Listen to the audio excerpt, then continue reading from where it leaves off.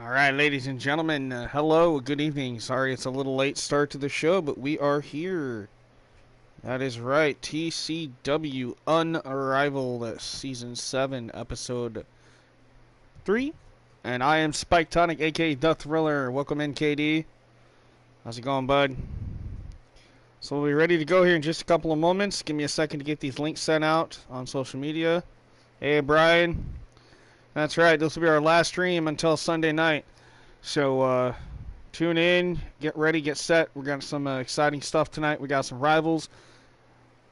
rivalry stuff going on tonight. A lot of cool stuff. Hey, Raz, what's up, man? Raz, I do want to forewarn you, you do have the night off tonight. So, all of Dollhouse has the night off tonight. But that's okay. Still going to be a hell of a show. Joker, what's up, bud?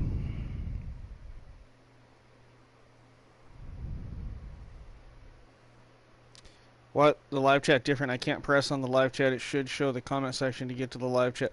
Oh, because they moved it. So you'll probably have to go down. It was an update thing they did.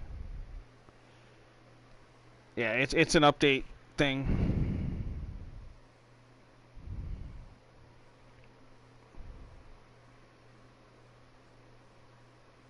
But yeah, Raz, like I said, I'm glad you're here. We'll talk more about the matches here in just a minute, guys. Just give me just a second.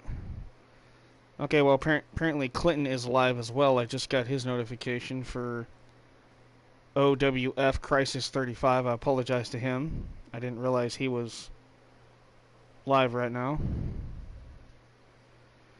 When is me and Xenophon going to face each other for a spot in the chamber? That'll be the next episode, but you guys are in action tonight. So, like I said, we'll talk more about what's actually going on here in just a minute, guys. Let me get these links sent out. This takes a little bit of time. Fortunately, I wish I could do this before I actually go live, but it doesn't work that way. At least for me, anyway. So, but how's everybody's Thursday going? Hopefully going well.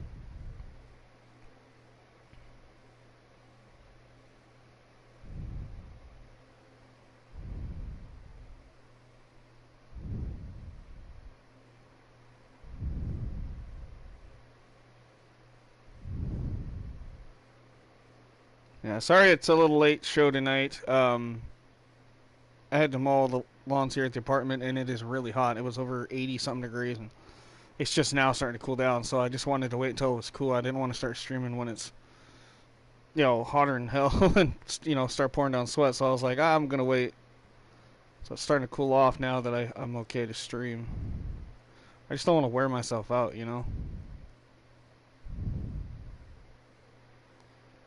Alright, so yeah, sorry about the dogs if they bark. I have windows open, so dogs are going to bark. There's nothing I can do about that, guys.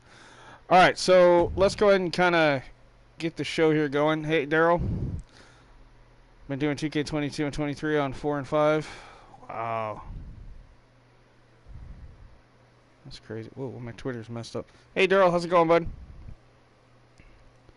So I'm going to post this on Twitter, and then we'll be ready to go. It's being really, really slow.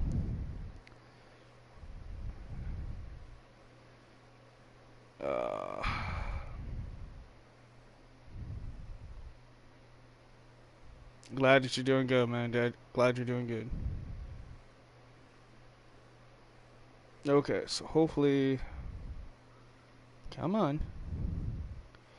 Sorry, I'm just making sure. Okay, so it's shared. That way people see it. Okay, so first match of the night. Heather Ray teaming up with the world champion Jada Storm to take on both of their arch rivals. Heather Ray's arch rival, of course, being Jackie Ace. Jada Storm's rival is the #1 contender to the world title, Akane. These two people will fight each other. These four people, I should say, will fight each other at the upcoming pay-per-view on episode 5. So tonight, well, unlikely tag team partners have to team up. Should be interesting. That's right. Don't forget to like. Oh yeah, thank you for mentioning that. Don't forget to like, share, subscribe. But yes, also I gotta do the live chat thing. Thank you, Brian. Yeah, that's something I gotta learn to do now, which really sucks. I have to do that every stream now. I have to go into my own stream and change the stream settings. In the meantime, also we have Amber and Tiffany Taylor, 2 of the 3 Taylor sisters tonight, back in action for the first time this season. They are taking on 2-time former tag team champions Roxy and Riley Rex. Now, I do know that Donald Doyle, I think that's right. Anyway, Ryan Rex's owner has updated Roxy, Riley, and Ryan. I have not gotten those today, but I will. Xander the Phantom takes on Bad Boy Larry Walker and the Hall of Famer Austin Blaze. Triple threat action. Ryan Steele teams with unlikely partner King Dominator to take on the Pretty Boy Express, Tony Valentine and Wyatt Evans in a tag team Extreme Rules. We have a triple threat elimination for the Intercontinental title. Champion Sir. Hold up. I'm repeating myself. Hold up. I'm echoing on my phone here. All right. Sarah Wade, the Intercontinental Champion, defends against newcomer Yuki Sayaka and former 3-time Intercontinental Champion Cheryl Malone in a triple threat elimination. Joker and Xenophon, the Xeno Demons, taking on newcomers Mason and Marco Dixon. Mason and Marco were part of Thrillzone last year. They are now here on Unrivaled to see what they can do in tag team action. Hall of Famer Michael Blaze, for the first time here this season, is back in action, taking on Hall of Famer Ryan Rex. That should be a hell of a showdown. We have a 6-woman tag team elimination. Goddess of Pain, along with her good friend Cougar Knight and Ariana Johnson. Wait a second. Why does she look familiar? Kind of reminds me of Ariana Jones, or is that Ariana? Well, maybe it is Ariana Jones. I don't know. Anyway, apparently she changed her name to Ariana Johnson. I don't know. I guess we'll have to look into that story later on. Taking on former 2-time world champion Jamie Bridges, along with newcomers Lily Bett and Amber O'Ryan. And in our main event, it is the second qualifying match for the #1 contendership for the world title. King Dominator, he qualified last episode. This episode, in our main event, is the Fatal 4-Way elimination between Jay Stone, Aaron Wade, Thomas Walker Jr., and the Ukrainian powerhouse, Yuri Sokolov. So a lot of great matches, a lot of great action, a lot of tag team action tonight, but it's going to be worth it. All right, let's kick things off with our first match of the evening. Heather Ray and world champion Jada Storm taking on arch rivals Jackie Ace, a.k.a. the Captain, and Akane. And yes, Brian, I am actually working on that live chat thing right now. And it is done. Participation mode. Okay, so thank you for reminding me about that, by the way. Alright, so guys, we are live. My name is Spike, a.k.a. Thriller, welcoming you to TCW Unrivaled Season 7, Episode 3. We are live here on Thriller 23YO Productions and TCW Wrestling. Again, if you have not subscribed, please hit that red subscribe button and hit that notification bell so you don't miss future episodes of TCW Action or Cawmasters or anything else, because here pretty soon I'm going to be diving back into some older games I haven't played for a while. So, not trying to give necessarily wrestling a break, but there are some nights, I'm in the mood to play something spooky, play something wild and wicked, and, kind of miss doing that. This wrestling is awesome. Yeah, hey, TD Coco, what's up, man? Watson and Yoshi are giving Happy Meals out. Well, Mike Watson has the night off. Travis Majors, Yoshi Hana. They'll be all a part of episode 4, and then possibly at the pay-per-view we got something going on for them too. So, I'm trying to make sure everybody gets a chance to be on the show. So some of these, the reason why they're on the show tonight, like Heather Ray, she's part of a rivalry. I'm sticking her in this rivalry match. She showed up the other night on stream and was wondering what was going on, and I says, well, you're supposed to be, in a match. And she goes, well, let's make it a tag team match. I'm like, all right, let's do it. So there she is, the undefeated Heather Ray. She technically is 2-0 this season. She's had one actual season match last episode, and then, of course, in our preseason, won a hell of a fight as well. But right now, she's been having some issues backstage and social media-wise with the captain, Jackie Ace. Now, of course, Jackie Ace was a part of Level Up, was a part of Vortex last season, and towards the end, and she made quite a name for herself. This season signed a new deal with the Unrivaled roster, and out of the gate, she picks a fight with the Demoness.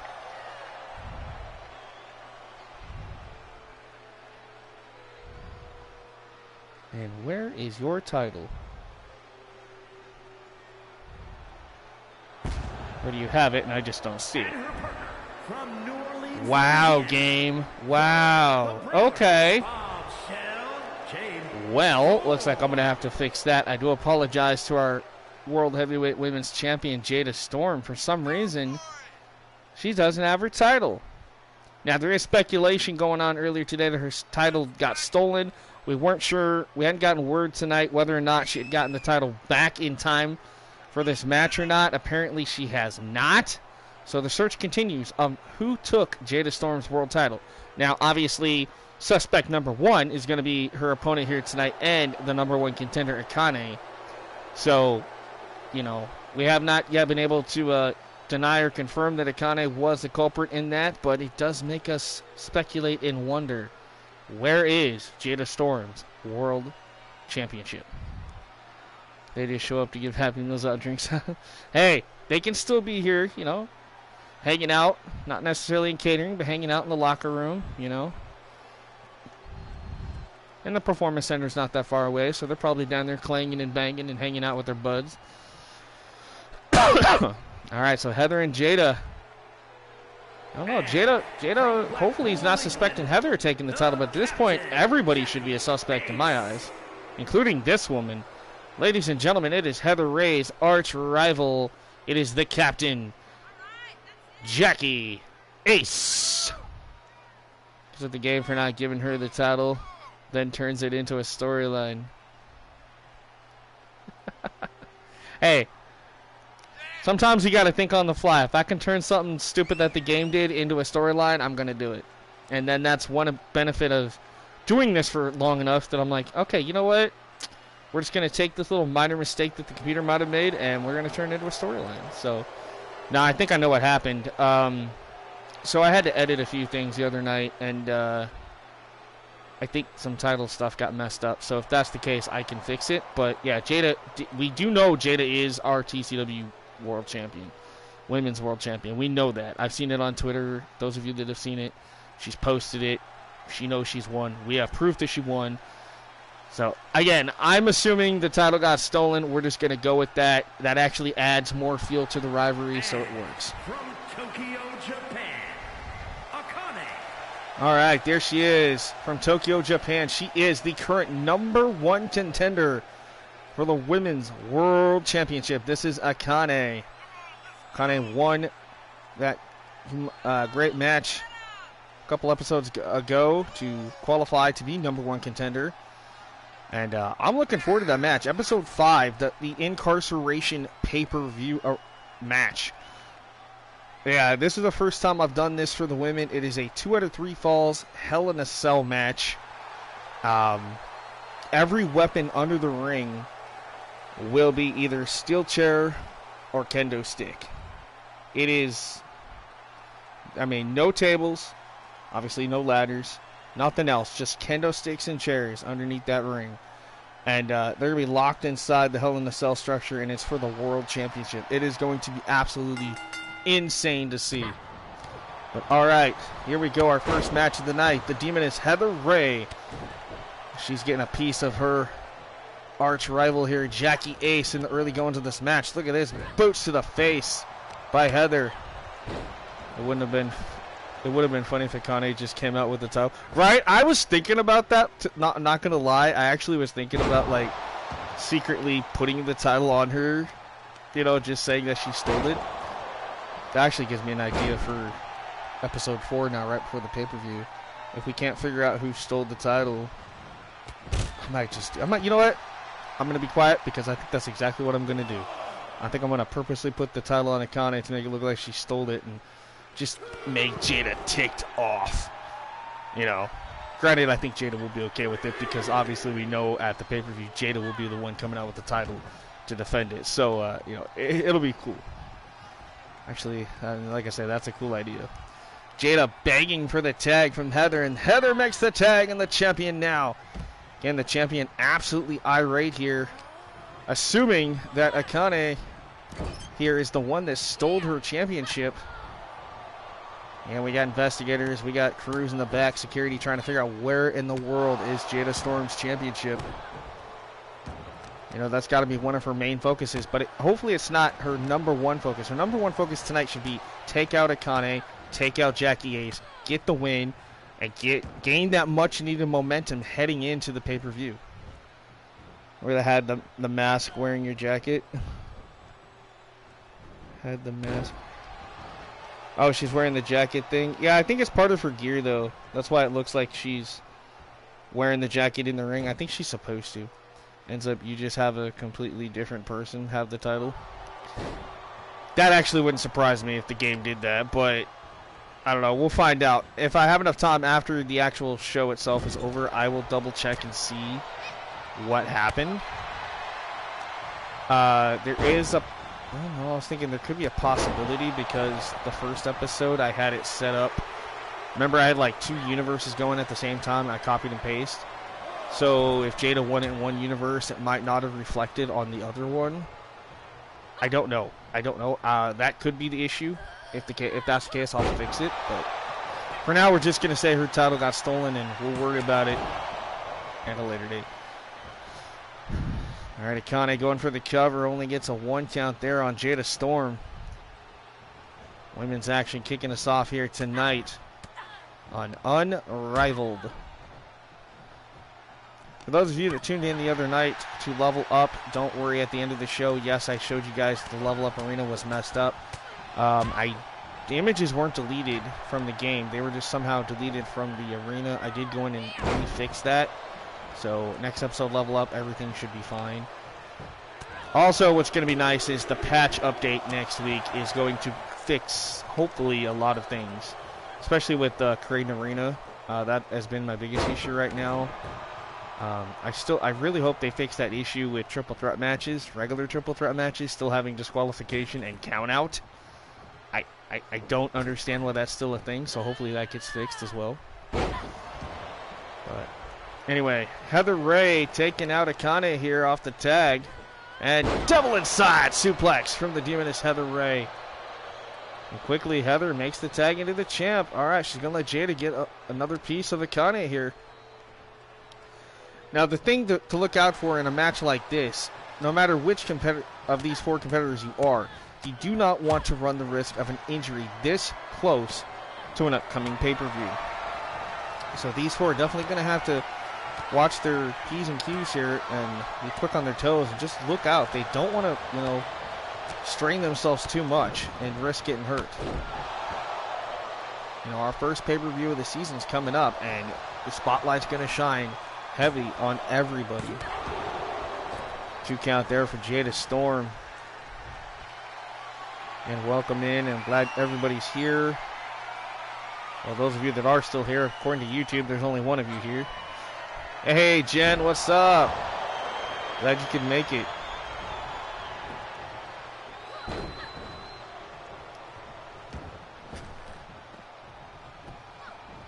Now, Jen, you do have this episode off only because you have competed in the last 2 episodes. I'm giving you the night off. You will return in episode 4 because you have a good rivalry coming up anyway, because actually you're still part of kind of a rivalry. Because what's going to be happening is at the pay-per-view in episode 5, just like the men will compete in a match similar to this, the women will compete. One member of a team will compete in a 6-woman elimination chamber match representing their team. Now, what's going to happen next episode is either Christy or you is going to get that opportunity. So to do that, now you guys aren't the only ones that are going to be competing this way, so don't get upset when I do this. But like Xenophon and Joker are competing against each other next episode to see which one of them will get the opportunity to represent the team.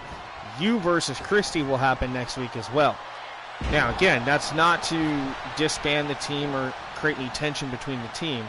It's to just see which one of you should get that opportunity. Unless you guys can come to an agreement and we'll just let what you guys figure it out backstage, that's fine too.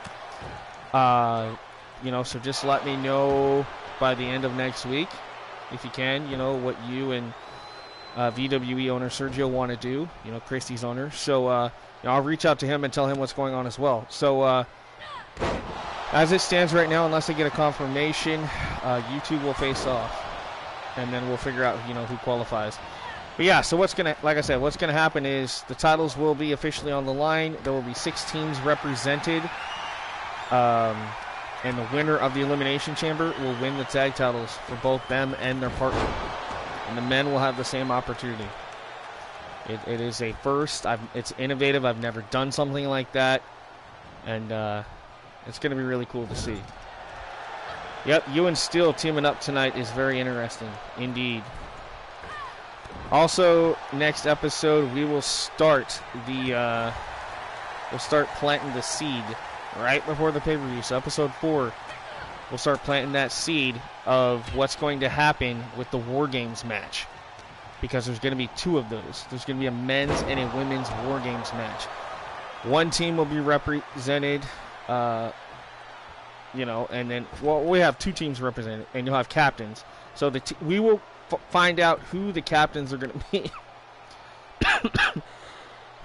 Excuse me, next episode. So what I'm going to do is I'm going to have 2 Fatal 4-Way matches next episode. One for the women, one for the men. And the winners of those will be team captains. And yeah, we'll make it work. I think next episode is going to be a little long. It's going to be a little confusing too, but it's trying to tie up a bunch of loose ends right before the pay-per-view in episode 5. So it sounds all confusing right now, but on paper, trust me, it makes sense. I've got everything ready to go. Everybody's going to be doing good. And yeah, you and Steel teaming up tonight is going to be very interesting, Dominator, for sure. You know, Ryan Steele right now undefeated. You're undefeated. So when is the next pay-per-view? I don't have a set date, Joker, but it will be episode 5 of Unrivaled. That is the first official pay-per-view for Unrivaled. So I'm figuring by the end of this month, because we're on episode 3 now. So we've got one more episode to get through, and then we'll have that. Hey, Lala Chan, what's up? Welcome in. So this is our first match again tonight. Just to recap real quick kind of what's going on. We got Heather Ray and the world champion Jada Storm taking on number 1 contender Akane here in the ring, and her tag team partner, Heather Ray's opponent at Incarceration, Jackie Ace. And right now Jada Storm is absolutely ticked off on the outside there in the black and purple hair, because her world title is missing. She did not come out with her world championship tonight. Now, we're under the assumption that it was stolen. She says it's stolen. Or it could be misplaced, but I still say it's stolen. I'm pretty sure if you're a champion, you're going to keep good track of your title. But things can happen when you take a shower or you have an interview. You never know who can slip in and steal stuff. So, it's going to be interesting. You know, right now, suspect number 1 is Akane, or perhaps even Jackie Ace here. But, you know, let's not also discredit the fact of maybe Heather took the belt. Maybe one of the guys snuck into her locker room and took the world title, for all we know. We don't know. All we know is Jada Storm had the title an hour ago before the show started, when she was showering, getting geared up and ready to go, hair and makeup. She went back into her locker room to get the title out of her bag, and it was gone. So my only suspect would be Akane there with the mask. You know, she is number 1 contender. So, you know, like I say, it's going to be interesting to see exactly how this story plays out. I just can't wait. Incarceration, Akane versus Jada Storm. First time ever they will face off face-to-face. World title on the line. 2 out of 3 falls. Hell in a Cell match. Only weapons allowed inside the structure are kendo sticks and steel chairs. That was the only weapons allowed underneath the ring. And, you know, we'll see which one of those 2 has what it takes. Can Jada retain the title in her first title defense, or will Akane shock the world and become the new champion? How do we know it wasn't you who stole the title? Because I'm doing commentary. I had other things to do with it than go into some random chick's locker room and steal a belt. My time as champion has come. Now, granted, yes, I did sign a new contract for CAWS Masters when it gets started to be an on and off again competitor and stuff like that for 420. But when it comes to the Unrivaled roster, man, Spike, myself, man, I ain't got nothing to do with it. I don't want no titles. Hey, Matt, how's it going, man? Imitate Games in the house. Excuse me. Ooh, and that was embarrassing. 7-Up's kicking in. Okay. Also, I'm aware for other people it's morning, but for me it's nighttime. It's 11:17. Hey, bro, it is 9:17 here, so I feel you. That's why we say good day, good morning, good evening, good afternoon, whatever time of day it is for you. Hello. All right, Jackie Ace. Hey, Matt, when is the next episode of your show? Out of curiosity, I know I might have asked you that the other night. But again, I am not streaming tomorrow, not streaming Saturday, so you won't see me till Sunday night. So, just so people know. And actually, I think that's a good time for you to try to stream that if you want to, because I won't be streaming for sure. So, if you are streaming, I will try to be there. Oh, oh, she actually got her. I did not think she was going to get her on that suicide dive, but nice move by Jackie Ace, taking out the world champion here. It's our first match out of 9 tonight. We have the Intercontinental Women's title defended tonight. Sarah Wade defends against Yuri Amada. Anyway, newcomer. And then Cheryl Malone. That's going to be a cool match. Yep, we are 2 hours apart. It's right. Good. Again, happy to see everybody here that is here currently. Hopefully you've all dropped thumbs ups tonight. I'll be streaming next Friday my time, which is Thursday for you. Okay. That'll be fine.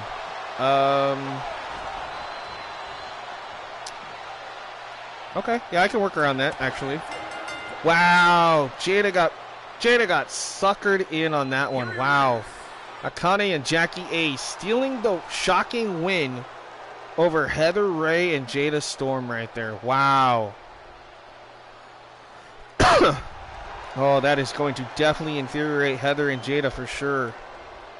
Those two, in my opinion, had the match in the bag halfway through it, but Jackie and Akane had their number tonight.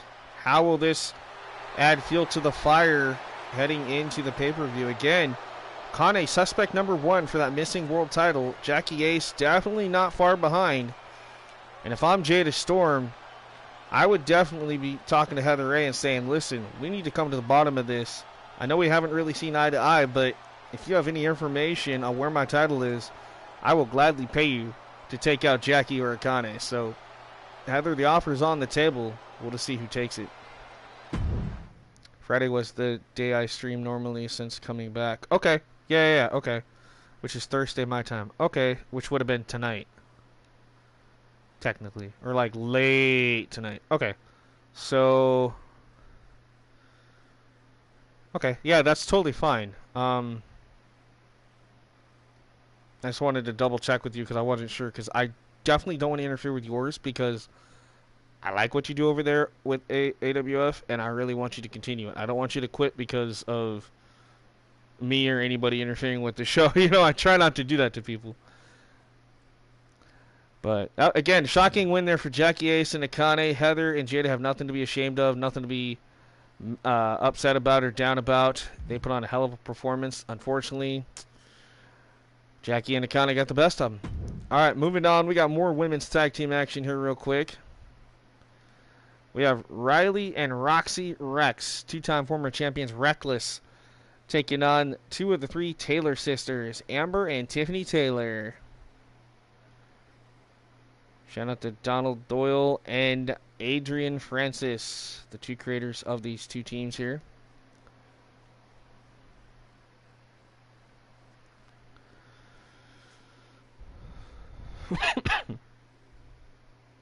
One reason why we are showcasing a lot of the women's tag teams and stuff here lately is, like I said, I'm trying to gear up for not only the Elimination Chamber stuff coming up with the tag titles, but also War Games.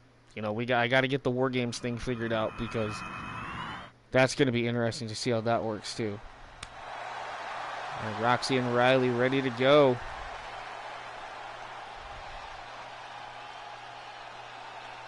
All right, Roxy in the ring with Amber Taylor. Match has started. Here we go. Oh, ripcord knee there by Roxy. Actually, no, that's Riley. Sorry, that is Riley Rex in the ring. I apologize about that. That's the problem when they look the same. Sometimes I get them confused. Now, they do have new gear. I just have not downloaded it. I did find out about it earlier this afternoon. So I have to get new gear for them and apparently Ryan as well. I'm trying really hard not to get a bunch of new stuff because, especially right now, knowing with the fact that the update and patch comes out next Tuesday and Wednesday, so kind of, you know, holding off on grabbing anything too new right now, just in case something gets messed up. And yes, Matt, I do want to let you know that Caleb Shaw does have the night off, due to the fact of the great performance he had in that Fatal 4-Way last episode. Granted, yes, I know you were eliminated. KD won it, but that's okay. You still hold the Opportunity Bank briefcase, which can grant you a title shot at any given time, whether it be World title, Intercontinental title, Tag Team, whatever you want. Hell, if you wanted to, you could cash it in and make your own championship for all I care. I mean, the ball is in your court. You've had the briefcase since last season. You have yet to cash it in, which is fine. There's no really big cutoff date on that necessarily. Our second pay-per-view will kind of be like Money in the Bank, so I guess if you had to say that there was a cutoff, I guess I would say in a couple months, give or take. Heck, if you wanted to, you could walk in to the Opportunity in the Bank pay-per-view and you could do one of two things. You could cash in the briefcase for a title shot, or if you wanted to, now this is something that's never been done too, you could actually cash in the briefcase at the 1 year mark at the Opportunity in the Bank pay-per-view and automatically enter yourself back in to that ladder match to gain this season's Opportunity in the Bank briefcase. If you wanted to, you wouldn't even have to qualify for the ladder match. You just enter yourself right into it. You know, that's the thing. That Opportunity in the Bank, it's an opportunity to do whatever the heck you want to do with titles, with matches. All it is an open contract to enter yourself into any type of match or championship match that you want. Now, the women are going to have that same opportunity coming up too. Right now, we don't have a holder for the women as it was cashed in last season. Unsuccessfully, unfortunately. But it does happen. All right, Tiffany Taylor right now working on Riley.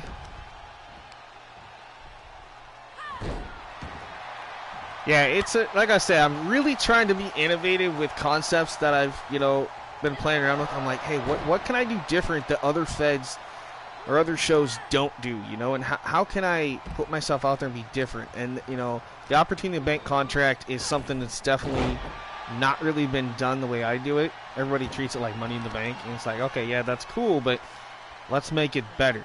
You know, and then having that tag team elimination chamber where one member of a team enters, and if that member of that team wins the whole chamber, the entire team wins the titles. You know, where that's new. You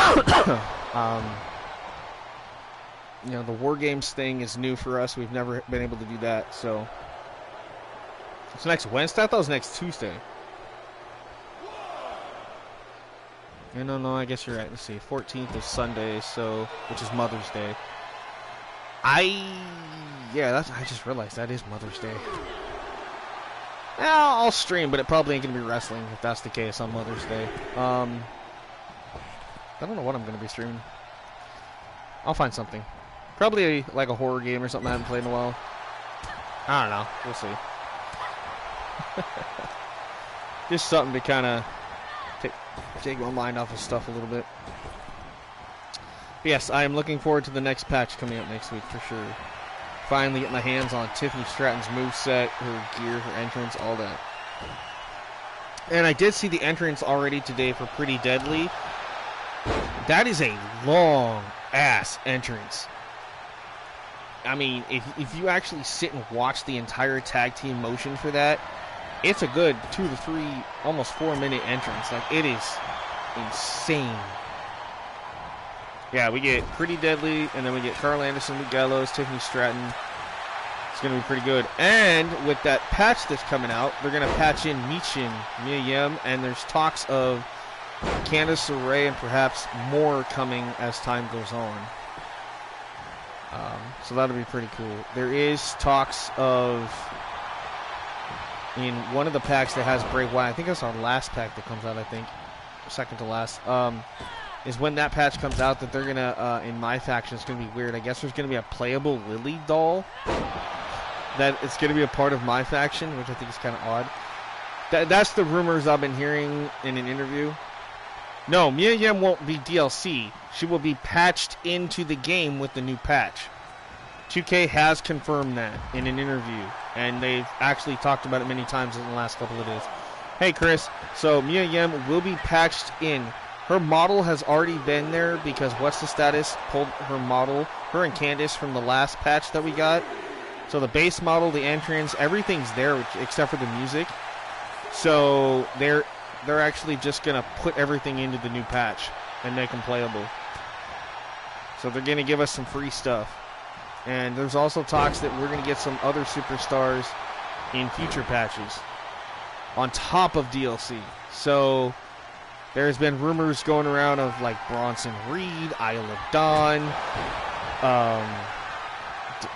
Chelsea Green, Emma. So those are some names that they've thrown out there that, people have talked about. Now, the question I have, and this has been brought up, is they have this, right, we need Bronson Reed for sure. They have the capability of putting the new World Heavyweight Championship into the game, but not yet. I think if they're going to do it, they're going to do it later on towards the last patch. I don't see why they couldn't. They just gave us the women's WCW championship finally, so they could patch that in there at some point. But from what the guy at 2K said in the interview yesterday or today is it's there. They have the capability of doing it. It's whether or not they're going to do it. So, guys, you'll quit shit talking 2K? No. I mean, I will say this much. I give them a lot of crud too sometimes, but to be honest, this game is performing a lot better than 2K20. And maybe, and I know this is a far stretch, but maybe just a little bit better than 22 last year. Just a little bit. But it still has its issues too, and I get that. Alright, Reckless right here, back to the action here. I don't want to take away too much from what's actually going on here. Now, what is happening here is both teams obviously showing off for the owners here tonight in TCW, because these two teams are two of the teams that are going to be a part of the Elimination Chamber Tag Team title match. The question is right now is which member of the team is actually going to qualify to represent their respective team.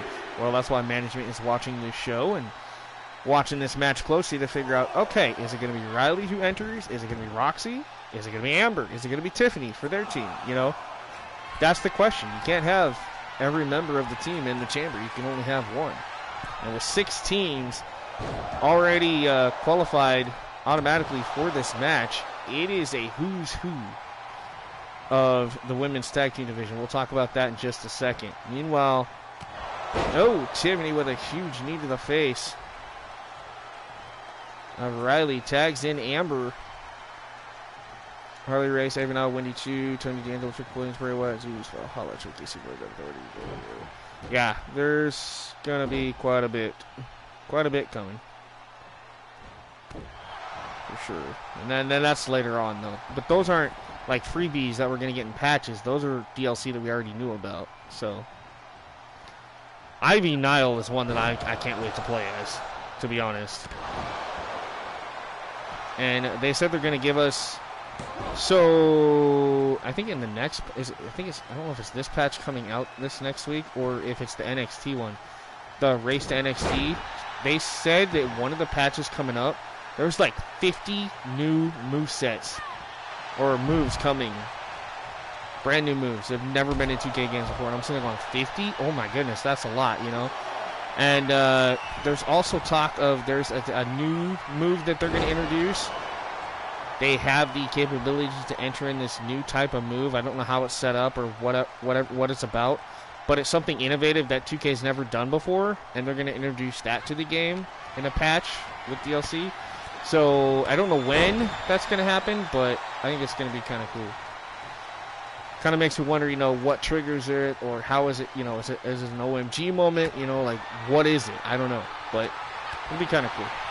Pretty deadly entrance. Yeah, it's pretty cool, actually. No pun intended. But I'm tempted to use that entrance at some point for a couple of characters I want to make. So when I saw their entrance, I was like, okay, this actually looks pretty good. And I like how they got the John Morrison effect with Pretty Deadly. They got their hair to go back and be wavy and I don't know, it really looks really cool. I actually kind of like it.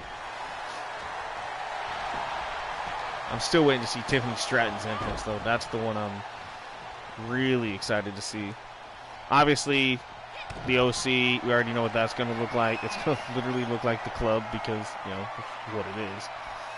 Big deal, Neutron's new music, but it's the same animation that we probably had before. So, broke it up.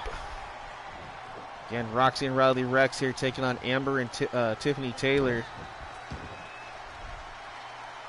Now, Brittany Taylor is here. She's in the back watching on as her sisters try to take out Reckless. Oh, the low blow. How is that not an automatic disqualification is beyond me, because it should have been. Oh. The other thing I'm trying to figure out is this was supposed to be a tornado tag. Oh, that's right, because the rivalry action it changed. Never mind. I forgot about the rivalry action. It changed it to a regular tag match. Okay. Entrance on the Pretty Boy Express. I was thinking about that. I was thinking about talking to Sergio, because right now I've got Fandango and Tyler Breeze. But honestly, I think using Pretty Deadly's entrance would be bomb, actually. I think that would totally fit Pretty Boy Express. I'm not going to lie. I actually was thinking about that earlier, too. I was like, oh, this would be cool for them, too. So, yeah, I'll have to talk to Sergio about that. I think he'd be all happy for that, for sure. Snap of the hair there.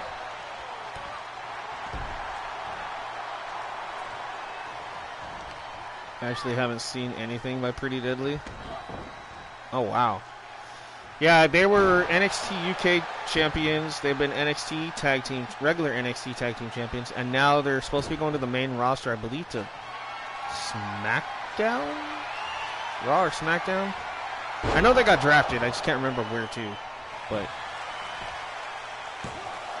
I am still shocked, though, that Gigi or JC did not get drafted to the main roster. Right, their outfits that they wear. Right, they can work with Pretty Boy Express a little bit, too. Honestly, it's like an alternate attire. They got drafted to SmackDown. Okay, I wasn't sure. I was thinking it was SmackDown. All right, face first. There goes Amber, and quickly Tiffany breaks it up. This could be a long one, folks. I apologize. But we got some really good matches tonight.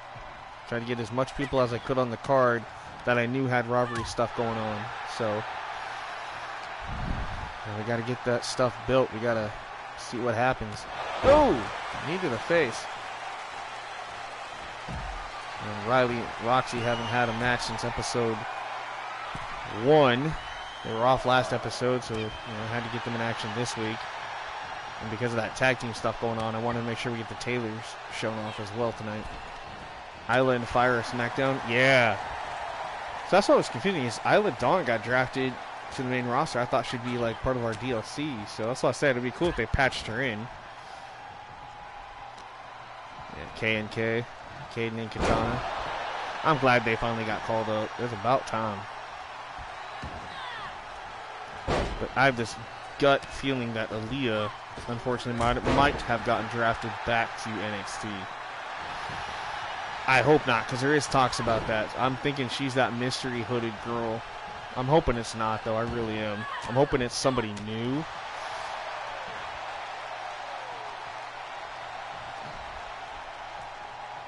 Some people have speculated that it could be Ava Rain, as they are trying to split up Schism anyway at some point, because the other two guys eventually are going to, you know, end their contracts in October, which I think is funny. It's like, okay, if you're going to end your contracts in October because WWE's not going to release you, then why don't you just fight?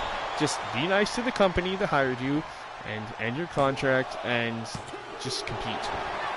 The Way is back. Yeah, I heard The Way is back. Well, kinda. Without Austin Theory, though.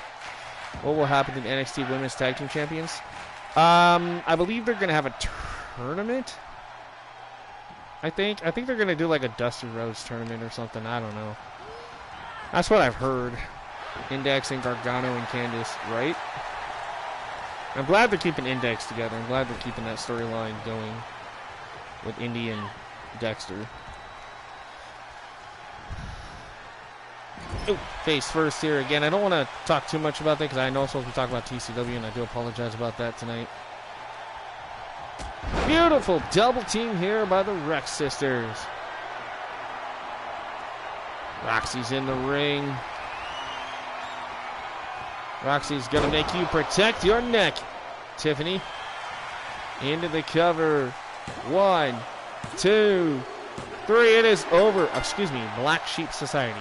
They were Reckless, but I forgot their dad changed their name to Black Sheep Society. But here it is. Riley and Roxy Rex knock off the Taylors, and the Taylors' big return tonight. Taylors look good, though. Can't wait to see which one of them will be a part of the chamber match and represent their team. Wow. All right. On to the men's division. We have Xander the Phantom, Bad Boy Larry Walker, and the Hall of Famer Austin Blaze.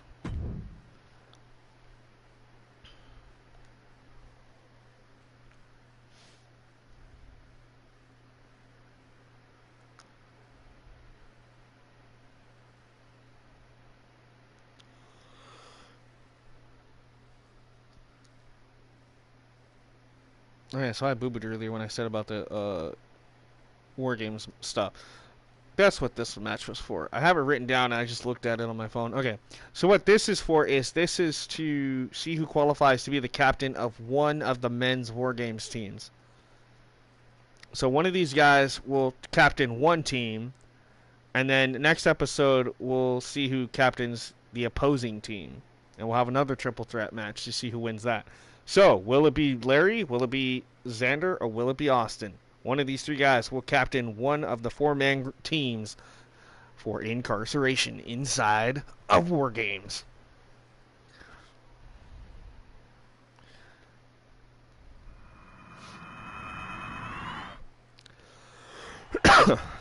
Excuse me.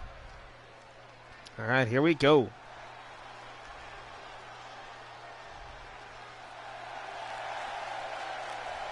The following contest is a triple threat match. Making his way to the ring from Punjab, India, weighing in at 215 pounds, the Intercontinental Champion, Xander the Phantom. Because we've been on a roll. Yeah, you guys might. Should be a good fight. All right, this is a non-title match. But how cool would it be for the current Intercontinental Champion, Xander the Phantom, to walk into incarceration as one of the team captains for the men's War Games match? If that happens, that means he will not be defending that Intercontinental title at the pay-per-view. And I'm pretty sure at this point he would rather walk into War Games than have to defend that title. But knowing what can happen inside that War Games cell kind of makes me concerned and would make me kind of want to maybe just defend the title instead. All right, his first opponent representing the SWA, it is the bad boy, Larry Walker. I forgot to turn the in-game ring announcer guy off. At first I liked it, but as time went on, he's kind of annoying. Just because of the way he butchers the names, of course. So if he can become team captain, he can get a free pass on the pay-per-view with no defense. Yeah, unless something happens next episode that, you know, makes it to where he has to defend that title. We'll see. It all just depends on what happens. I don't want to give away all the secrets, but I have something in place if Xander wins this match. He might not get off scot-free, like you said. He might end up having to be in War Games and defend that title. So he might end up having to pull double duty, which would suck. But, you know, it's happened before. Xander is the underdog in this match. Yeah, I can see that.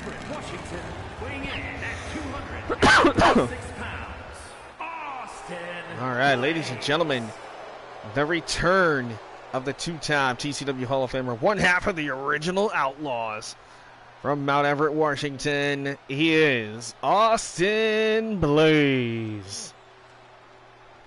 Double duty. Duty. No, just kidding. And then, anybody see that when I posted that on Facebook yesterday? I couldn't help it. Somebody posted that scene from Dude, Where's My Car with Ashton Kutcher. I couldn't help it. Static and Thriller's headset. I was wondering what that annoying sound was. I thought it was just my ears ringing. Welcome in, Ryan. Now, your girls have the night off. But they are in the back. They're talking to management, trying to figure out if there's any way that they can get revenge on Safina for attacking Laura Peterson a couple episodes ago. For what I'm being told is next episode, right before the pay-per-view, it'll be all three members of System X in a 3-on-1 handicap match. Oh, the chat check is fine. I think what happens is nobody's really talking right now. Or you shut up. Yeah, I was going to say the chat should be fine. It might just be kind of slow.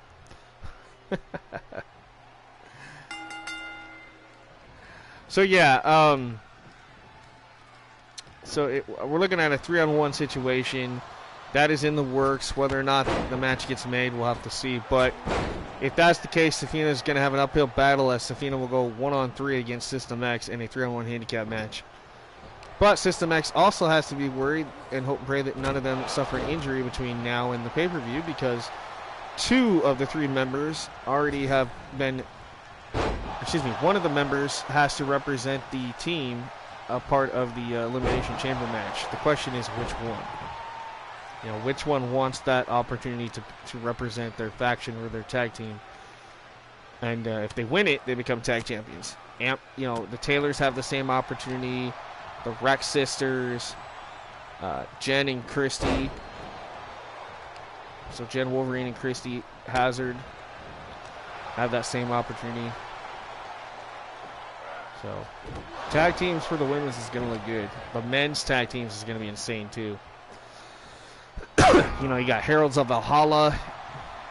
You've got the, oh no, you're fine. You've got the Moonshiners. You got the Dixon Twins. You've got, you know, Buccaneer Mountain. You've got Pretty Boy Express. Yeah, there's, you know, so many tag teams that are going to be represented, but unfortunately only 6 can be chosen. So, and out of those 6 teams, only 1 member from the team or faction can enter. So it is going to be a little confusing to see exactly how that's going to play out. But for those of you that have me on Facebook, I will be, by the end of this weekend, posting some of the card for Incarceration. Matches that I know for sure are going to be set in stone. Buccaneer Mountain sounds like a ride at Disneyland. It kind of does. But it's Yoshi Hana and Travis Majors. You know, Travis being the Buccaneer and the mountainous Yoshi Hana. They are Buccaneer Mountain. Yeah, it kind of does sound like a ride at Disneyland. It almost sounds like Space Mountain and Pirates of the Caribbean come together as one ride. Actually, that'd be kind of cool. We're going to go in the Black Pearl. We're going to go down the mountain. Oh, my God. Splash Mountain. Splash Mountain was cool, though. I like Splash Mountain. Space Mountain I didn't get to go on. It was closed, of course. Maybe that's Ric Flair's fault, but anyway. He always used to make that promo. I like Space Mountain. Anyway, if Yoshi sits on you, you'll be dreaming of Disneyland. Right? The only thing you'll be hearing in your ears is, it's a small world after all. I hate that ride so much. One of the most idiotic, longest rides ever. Like a 15-20 minute ride, and all you're doing is this tiny little rowboat in this little thing of water, and you're going around in circles through this maze of talking dolls and stuff. To every country and every language, you have to hear the same song. It's a small world after all. In every language, it drives you nuts. But anyway, be a nightmare, right? Nightmare of Vinny's. For sure. Alright, this is Extreme Rules matchup here, this triple threat match. I do believe this should be elimination. I saw someone trying to grab stuff out of Vinny's bin earlier. Oh, jeez. Oh, maybe it's not. Because if Xander broke that up, maybe this is only one photo finish. I swear to God I made this elimination, but could be my mistake. But I do know it's Extreme Rules. If this was not Extreme Rules, you would see, unfortunately, the weirdest thing ever, and that is them getting counted out or disqualified, which should not be happening in a triple threat match. But apparently 2K has not fixed that yet. And I thought they did, but it is what it is. So yeah, Mr. Caleb Shaw, we gotta figure out what is it you want to do at the pay-per-view. You want to enter yourself into that, into the world title picture? Because if that happens, stop lying. He's talking. Oh, good lord, that's funny. Because if that happens, that means it would be you versus King Dominator versus whoever wins tonight's Fatal 4-Way main event. Eat popcorn. I mean, that's up to you. If you don't want to compete at the pay-per-view, dude, you don't have to. I'm just saying, if you want an opportunity, I will give you one. Otherwise, there is potential. I mean, unless... Well, there is one other option. This would be a wild storyline, but this is an option that is on the table. A full year taking is you need to go backstage between now and the pay-per-view, talk to Austin and Brandon Blaze, and see if you can be an honorary member of the Outlaws and enter yourself into the Tag Team Elimination Chamber match, where you could potentially become, for the first time in TCW history, a Tag Team Champion. Because I actually looked back, that is one title you have not held. For somebody who's been a Grand Slam champion with all the singles belts that we've had, the tag belt has eluded you. Because I went back and I looked at all the records that I had, and I'm like, wait a minute, Caleb, technically, yes, he's Grand Slam, but only in singles titles. You have not held the tag title. So I'm like, those two owe me money, so I'll be seeing them. Well, Austin might be seeing a hospital bed after this match. I don't know. Definitely the trainer's room. So he'll be around. He won't be going far. Brandon, on the other hand, yeah, he's around somewhere. You can stop him rolling around backstage on his motorcycle. Oh! But yeah, I mean, that is something that's on the table if that's something you want to do. That would be an interesting storyline for Caleb, is to be like, hey, listen, I hold the briefcase, but I'm going to hold off on the briefcase for now because I want to be a part of history. I want to be a part of the first ever tag team title elimination chamber match. I mean, think about it. That is historic. We've never done that. So it's something that, you know, add to your resume of accomplishments. Ooh! Oh, went for the cover, but easily broken up there by Austin Blaze. Austin! Off the springboard. Forearm there to the back of the head of Larry. I was going to say, Xander's busted open. The Intercontinental Champion in trouble, and there it is. Blades of Glory. That patented finisher of both Austin and Brandon Blaze. Those double spiked like knees to the back that they call the Blades of Glory. I'm trying to look at Austin's gear because for some reason it looks funky. Maybe it's just the way I'm looking at it. But it looks like something in the front of his pants is like messed up. But oh no, it's just the skull. It's just when you look at it funny, it looks weird. Hey, William, what's up, buddy? William Perkins in the house. Welcome in. Oh, super kick there by Larry, and springboard forearm there by Xander the Phantom. Stunner! The Phantom Stunner to Larry into the cover. 1, 2. Now again, if Xander wins this, he might just not have to defend that Intercontinental title, but he will become, oh, the curb stop, the captain of one of the men's War Games match teams. That's gonna be interesting. Yeah, he left. He won. He went backstage for safety. He won't near his wallet. Right?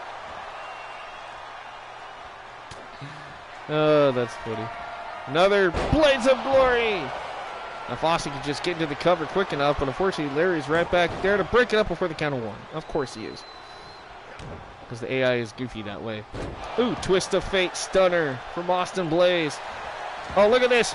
Schoolboy looking to steal it here. Larry 1. Kick out by Austin. Oh, Larry went to the outside for something. He got speared off the apron by Xander. And Austin Blaze, oh, was looking for the Blades of Glory. Got it countered by Xander into a beautiful bulldog. Nice single leg takedown there by Xander the Phantom, the Intercontinental Champion. On a roll right now against the Hall of Famer Blaze. Meanwhile, Larry has another set of steel steps in play. Austin, look at that springboard drop kick there. Austin Blaze is a Grand Slam champion, TCW 2-time Hall of Famer.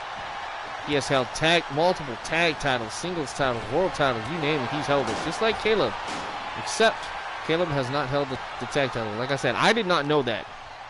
And that's my apologies. I actually thought he did at least once, but nope. I call that the Twisted Stunner. Oh yeah, the Twisted Stunner. Yeah, I like that.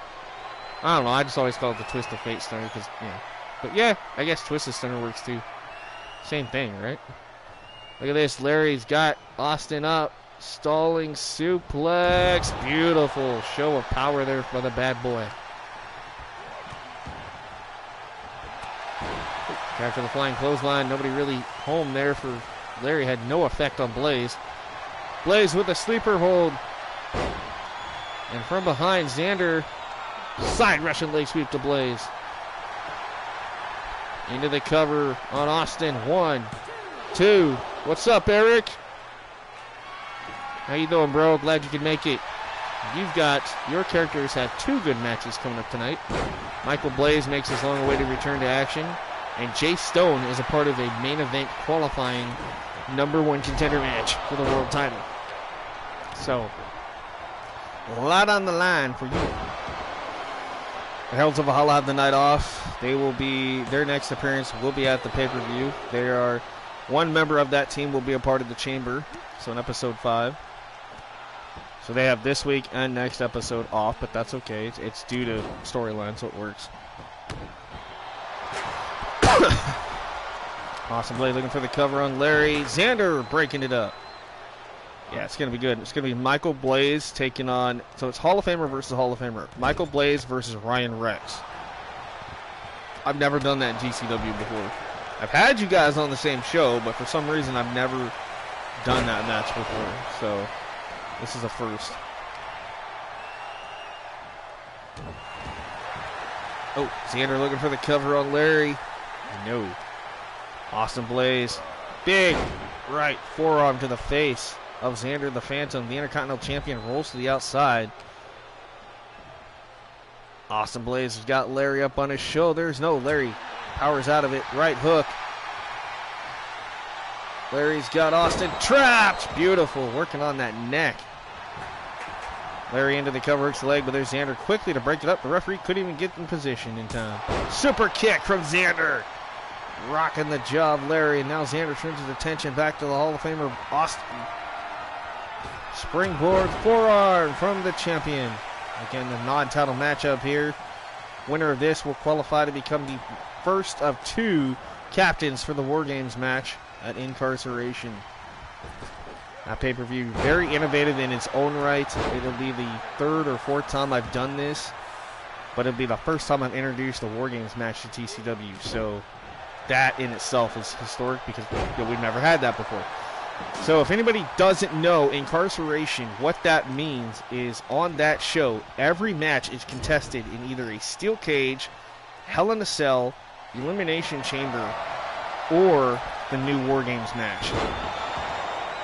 In other words, it has to involve a cell or a cage or a chamber. Lots of steel, lots of metal. It's going to be like you're locked down in prison, you know, or a jail. You're incarcerated. And that's why we call it Incarceration.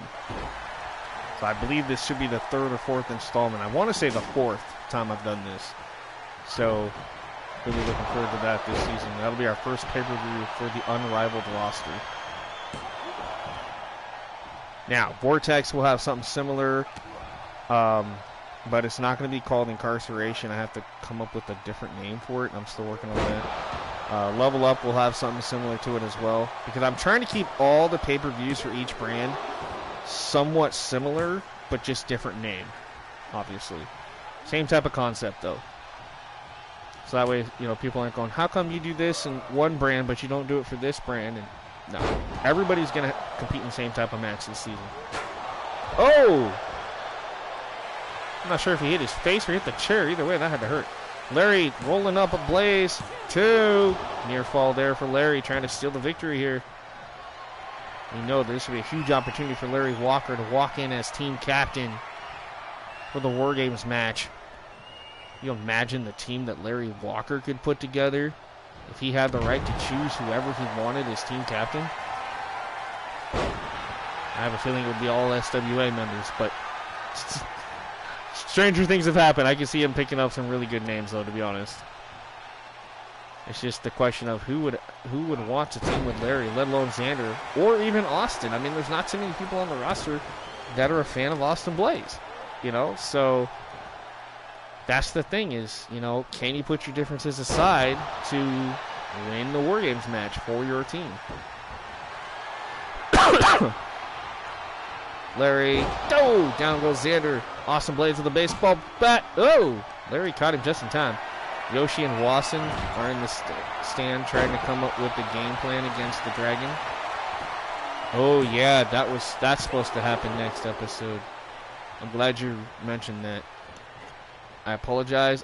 We talked about that the other night too, when that was gonna happen, and I forgot to write it down. So I'm gonna punch it in my phone real quick so I don't lose that. But yes, you guys were supposed to have a tag team match against Billy Williams and a partner of his choosing. I'll have to do it on the next episode. Okay, so I'm gonna punch this in. Versus. Okay, so I got that saved. I will make sure I get down the next episode. Oh, kendo stick missed there by the Phantom. Larry, no, Xander from behind, drop kick, and oh, Larry almost went neck first into the bottom rope. That was a nasty landing for Larry. Nice maneuver there by the Phantom, but look at how quickly Austin just kips back up like it didn't even really phase him. Eats the elbow, though, for it. Xander got rocked by Austin Blaze. Austin tried for the kendo stick again. Larry had it, saw it coming. Larry scoops up Blaze. Off the corner and down goes Austin. And stunner! The Phantom stunner by the Intercontinental Champion. 2, and a near fall. Wow. Just wow. I thought he had it, folks. I really did. I thought Xander was going to pull that off. Again, Xander, Intercontinental Champion. If he wins this, he becomes captain. And like you guys were saying earlier, would that mean that he would have to pull double duty and put on the Intercontinental title as well at the pay-per-view and fight in 2 matches? In my professional and personal opinion, I would say yes. I would love to see him do that. But whether or not that is exactly what happens, I can't tell you. I can't give away all my secrets. But if that does happen, that he wins this and becomes captain, I don't think management's going to let him slide and not defend that Intercontinental title. At that point, the question will be is what type of match will he have to defend it in? Because, you know, his only options are going to be Hell in a Cell and Steel Cage. At that point, you know, both those are grueling matches. Then comes the question of, you know, who would his opponent be? You know, would we surprise him with an opponent, or would we actually tell him who his opponent is ahead of time? You know, just have to see. And my comments are repeating themselves. Okay. Thank you, Raz. Larry. Oh, 2 count there for Larry Walker. Larry. Drop down there. Austin. Oh, leapfrog by Larry again. And up and wow. Beautiful. Almost like a one-arm spine buster. Larry with a sledgehammer attacking Austin Blaze. Springboard missile drop kick. Oh, and a whoa. Well, both men kind of have the same idea with the excuse me, with the drop kick there. Austin and Xander taking out Larry, and now Austin. Ooh, sledgehammer shots to the Intercontinental Champion. Even if Xander does survive this match, how in the world is he going to go into incarceration? He could have internal injuries there with that sledgehammer. He's already bleeding. Larry with another one-arm spine buster. The new member of 420 will hopefully be done this weekend. Okay, cool. And then, I get Christian Slade, and then you still have Samantha Adams and Stephanie Montgomery, right? That's the only other 2 you would have left. Okay. And then, well, I can already tell you the TCW is full anyway, but those 2, once they come, then I can officially say that no more. I can't add in no more. Because then I run the risk of having to delete people that we're using. So, I don't want to do that. I've already got rivalries set in stone for later on this season that I don't want to mess up. Okay, cool.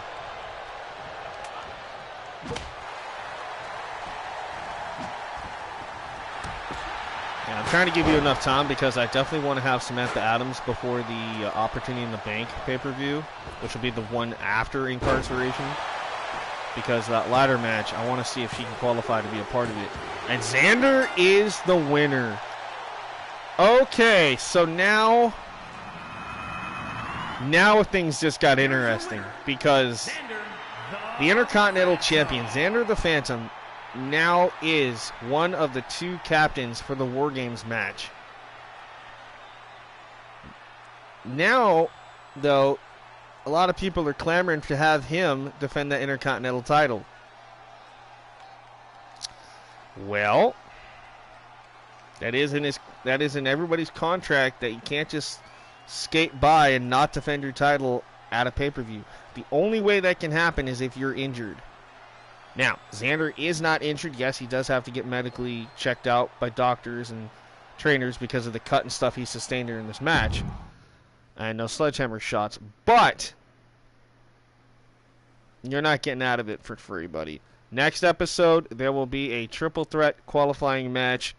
The winner will face Xander the Phantom in a steel cage match for the Intercontinental Championship at Incarceration, on top of Xander being captain of the War Games match at Incarceration as well.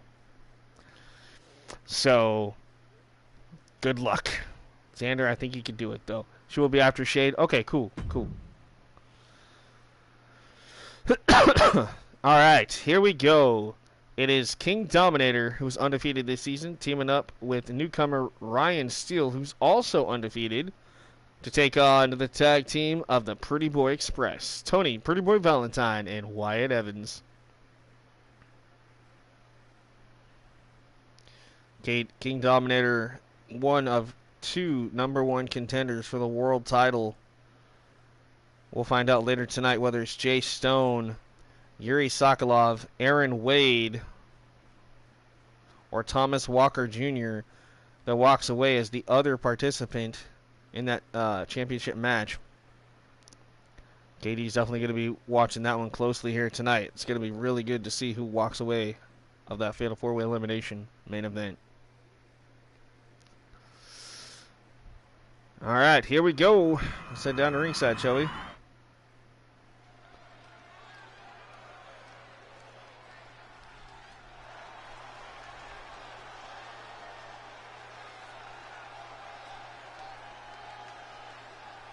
The following is a tag team Extreme Rules match. Yeah, you still got the last left, Heather. Yes. Ohio, weighing in at 235 Granted, pounds. you and Jada unfortunately did lose the match, but you guys still kicked butt. And you're still going to get your match against Jackie Ace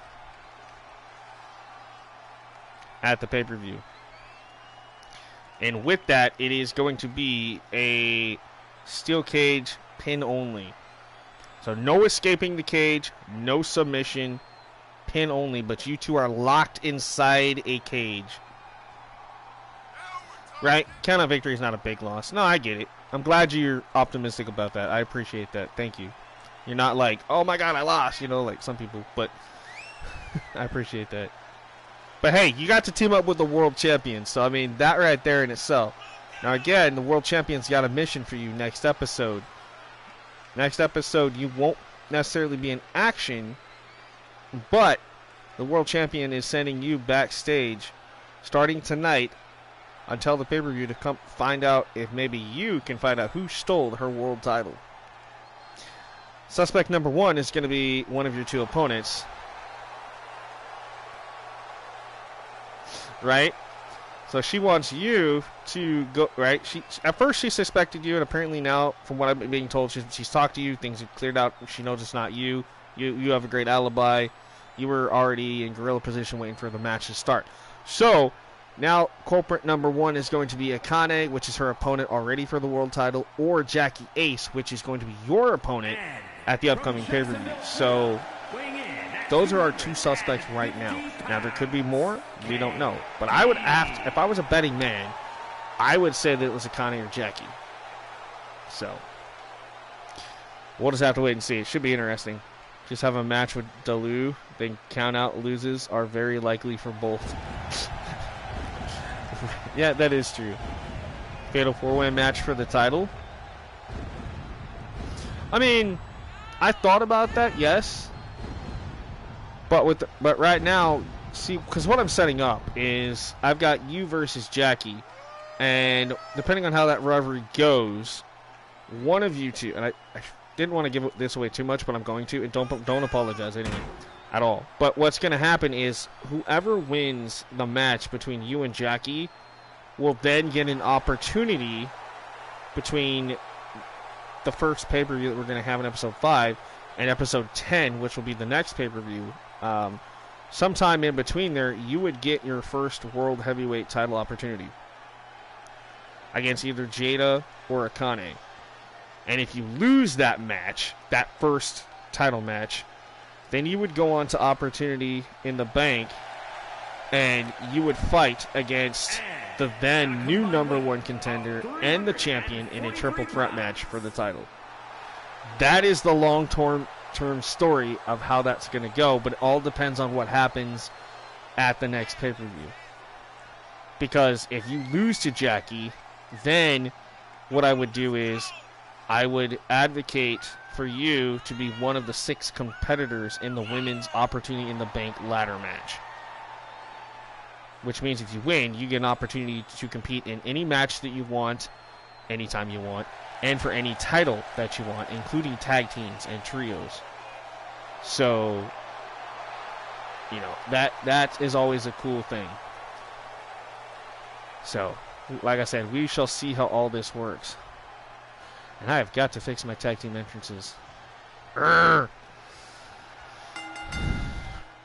Because because they were supposed to come out kind of like Tyler Breeze and Fandango, and instead they came out just basic. So, oh, I think I know what happened. I saved it out of Universe, and I didn't set it up in Universe. That's why the tag team stuff isn't working right. Oopsie. All bad. I wish you could, like, if you save it out of Universe, you should be able just to import the tag team and faction stuff, but yeah, that sucks.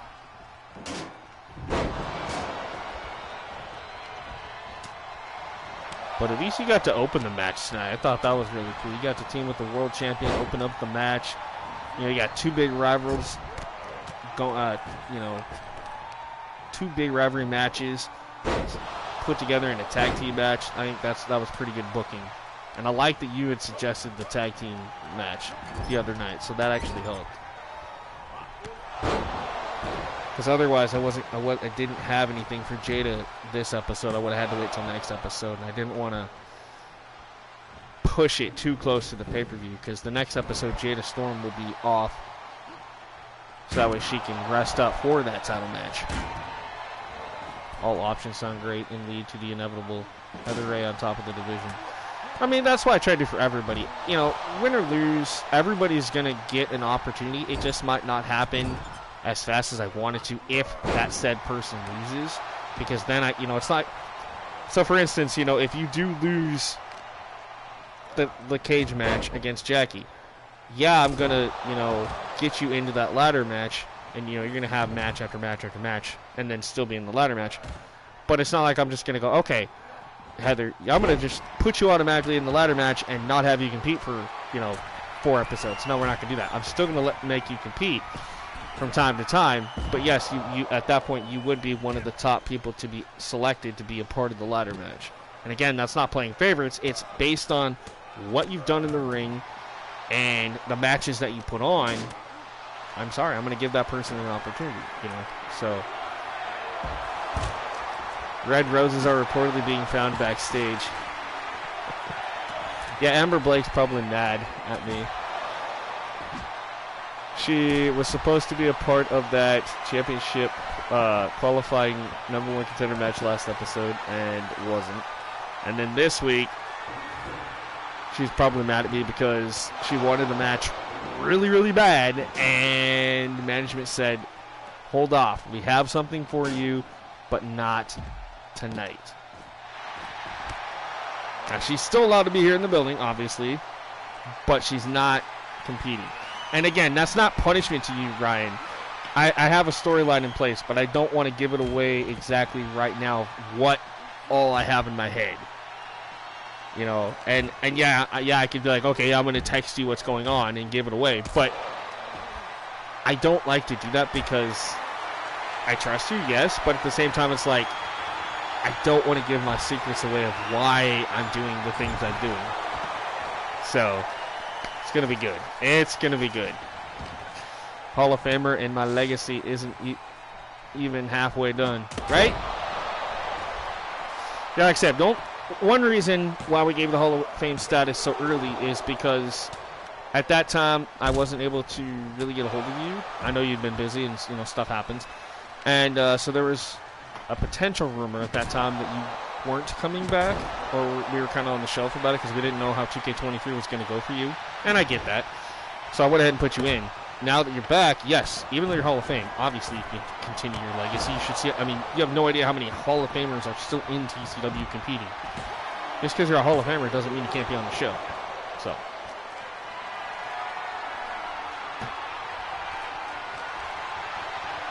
We have a lot of active Hall of Famers still.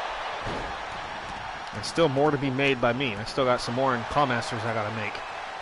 I got to make Mike and Kyle Morrison our 13-time former tag team champions. I know that sounds unheard of, but it is absolutely true. That have made them since season 1, and 7 seasons later, they are 2-time Hall of Famers, both singles and individually Hall of Fame, and they are the only 13-time tag team champions. I don't know how many times those guys have gotten opportunities at the titles. And I wasn't like purposely trying to give them the titles because they were characters I made. Yes, I made them, but I made them for a friend of mine who was watching our show, and he was a YouTuber at the time, known as Captain Pepsi. And, you know, so you didn't like your TK22 model as much, so it wasn't as active. No, I totally get that. I totally understand that. I don't think you were the only one. I think there was a couple other people that I knew that weren't necessarily active because the 2K22 model just wasn't up to par for them. So I get that. But I'm glad that you are active in like 23. And we love having you here, Heather. I really do. I like that the women's division, along with the men's, equally has representatives from time to time. So between you, Sergio, I know Ariana Jones pops in every once in a while. Jen, obviously. So, and I know Cheryl Malone watches when she can. So, and I know Haley does as well, aka the Scottish Fox. The faces in TK22 looked weird to me, no matter how much editing. Yeah, I was kind of having that issue too, and I don't think you were the only one. Yeah, a lot of it was the editing.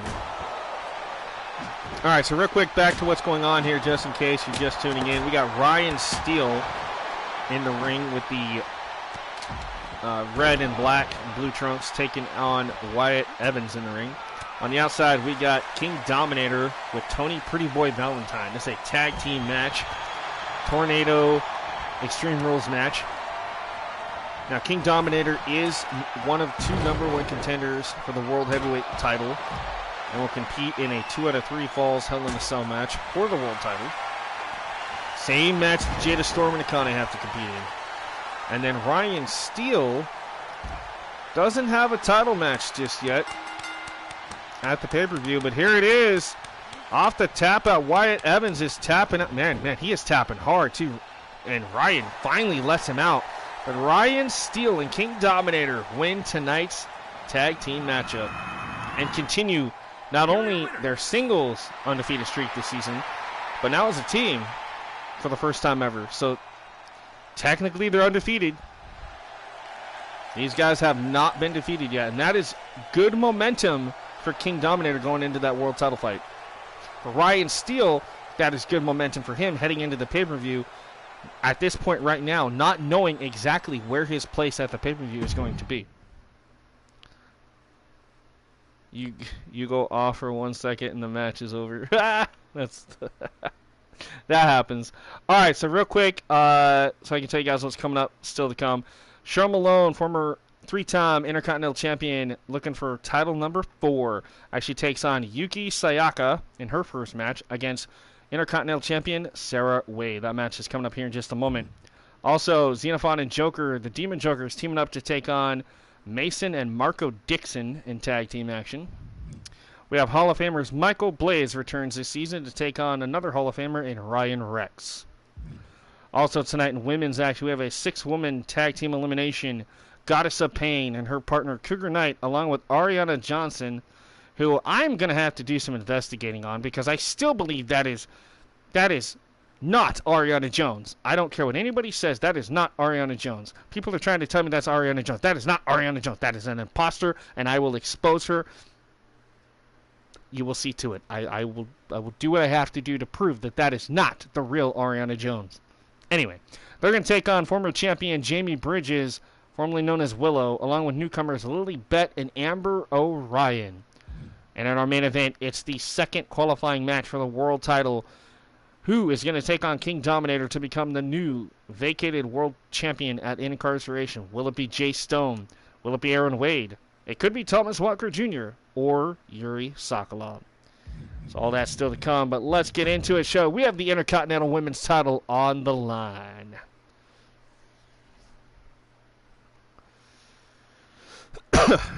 Again, Cheryl Malone there in the middle. A former 3-time Intercontinental Champion, 2-time television, and 3-time hardcore champion. That's insane to even think about that, but it's true. She had a lot of titles in the last couple seasons. But she's looking for Intercontinental title number 4. Can she continue her amazing legacy that she's already created here in TCW? Or will Yuri Yeah, I think her name was Yuri. I think, yeah, anyway. The Japanese girl. I can never say her name right. But will she shock us in her first match ever, and become Intercontinental Champion? Or will Sarah Wade, in her first title defense as IC Champion, walk out with the title? We're going to find out here in just a minute. It's Extreme Rules. Here we go.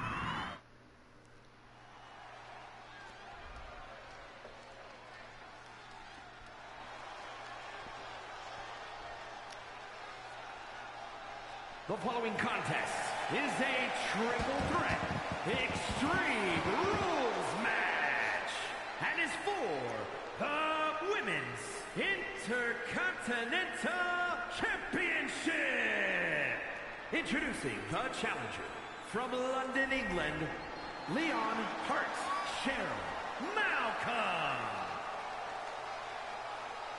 It's funny, I thought Malone was actually in the... Oh, no, it's Pacone. Oh. Anyway, the Lionheart, Cheryl Malone, set for action here in this triple threat Intercontinental title matchup. I actually like this new outfit, this new persona. The face looks amazing. Even she has to agree. This has to be, I think, one of the better faces that she's had in the last couple of years. Not that the other ones weren't bad, but like Heather, like you said, the faces were kind of wonky a little bit in the last couple of games. Obviously 20, but I didn't do anything in 20. But, you know, in their outfit that they were in. And introducing the challenger. Oh, repeat. Okay, chat check. All right, it was Yuki, so I did have it right. Yuki making her debut here tonight. She, we found out through the grapevine, thank you, Raz, she is good friends with the #1 contender for the world title, Akane.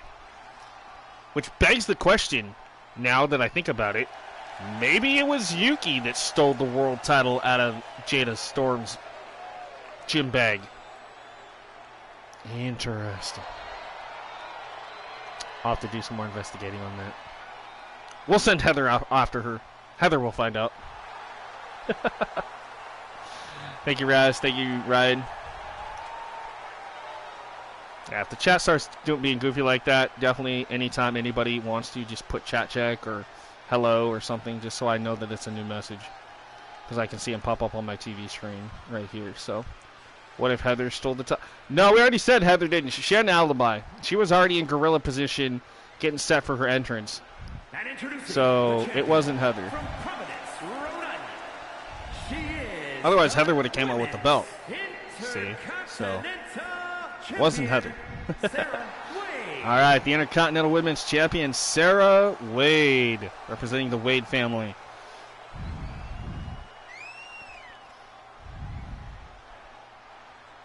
Sarah Wade loves being the Intercontinental Champion this season, kicking us off. But this is her first title defense, having a major title like this. She is a former hardcore and television champion. Part of that amazing Wade family, along with her brothers, Aaron, who we'll see later tonight, as well as Alan and Bobby as well. But Sarah Wade representing the family tonight as the Intercontinental Women's Champion. Amber's yelling backstage, wanting to speak to Spike. Well, you can come speak to Spike whenever you want, Miss Amber Blake. The problem is I no longer make the official decisions. I make recommendations, but the actual decisions are not made by me of what happens with anybody's career. Okay? So, shh. We'll figure it out. But I will take it under advisement with my staff and my boss, and we'll see what happens. Hey, Larry, how's it going, bud? All right, Intercontinental. Whoa. Cheryl Malone just did like a super jump. That was weird. It was like she got beamed up. Picard was going, beam me up, Scotty. And I probably just totally screwed that up because I don't watch Star Trek that often. I apologize to anybody that's a Star Trek fan.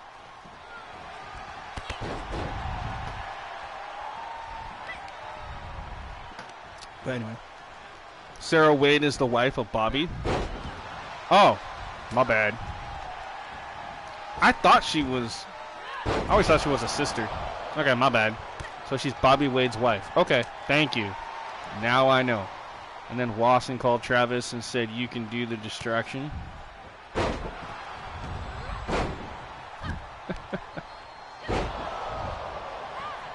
Yeah. Oh my goodness. So yeah, a lot going on right now in TCW. At least on this show for sure. I mean, Vortex, the all-women's show, and of course, Level Up have their stuff going on as well. Is that a bug? Hold on. I'm seeing this thing on the floor, but I can't tell if it's a bug or... I hope it's not a bug.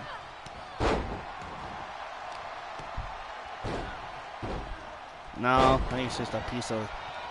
What is that, Patches? What is that, buddy? Come here. Watch out. You're stepping on it, and I can't tell what it is, dog. Okay, it's just a... like a piece of a branch that... like a pine needle thing. Since he's the mad pirate. Oh, yeah, there you go.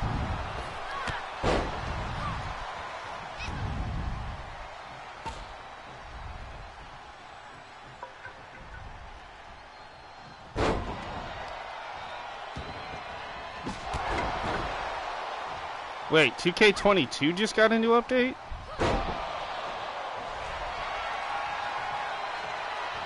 What? Why the hell would 2K22 get an update? I thought they stopped doing stuff for that. Hold up.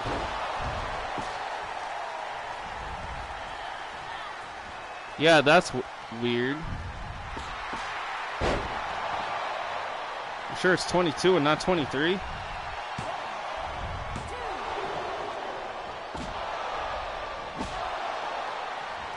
No, 2K22 update 1.21.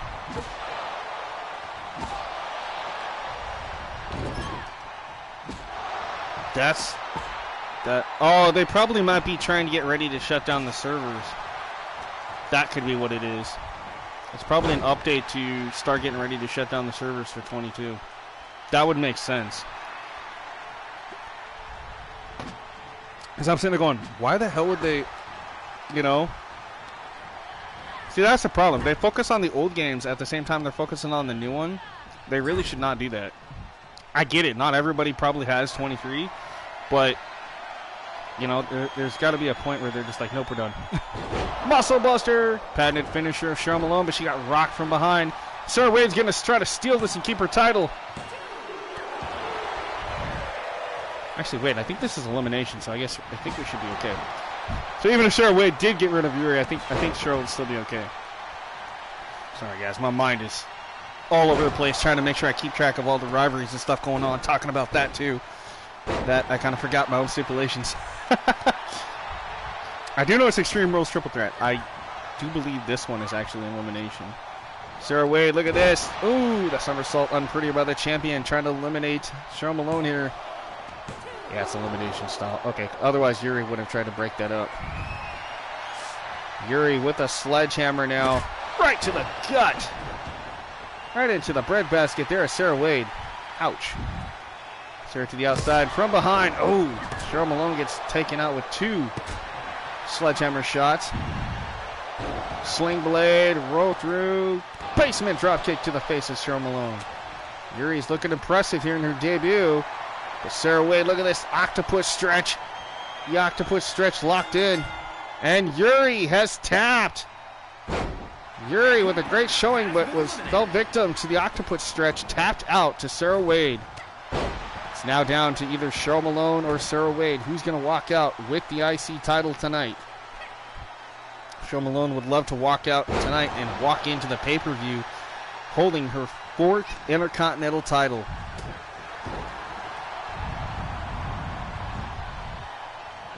Cheryl Malone, ooh, got burst. Goes that sledgehammer. Cheryl Malone, look at that. Mocking Sarah Wade, saying, bring it on, little lady. Sarah Wade off the ropes goes Malone. Drop down and, whoop. And running bulldog. No, Cheryl Malone had it scouted, able to toss her off. Running boot by Malone. Sarah Wade's rocked, needed the jaw. Cheryl Malone looking good right now. Oh, look at this. Cheryl Malone now methodically all over Wade. Now look at this barrage of headbutts from the future Hall of Famer and former 3-time Intercontinental Women's Champion. Look at this straight, scary strength, beautiful, massive power bomb. Cheryl Malone now dragging Wade away from the ropes. What does Cheryl Malone got in mind for the champion? Knee to the midsection. And again, Malone, look at this. Looking for some more headbutts, perhaps. There she goes. I'll have to check that then after I'm done with playing this game. I'll have to check and see. That's weird, though, that we'd have an update 1.21 for 22. It just seems odd at this point, you know? But, I guess. I wonder what it actually does.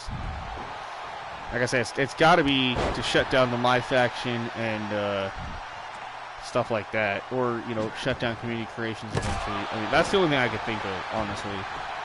Is they're getting ready to shut down the stuff on 22. Because, like I said, that's just weird.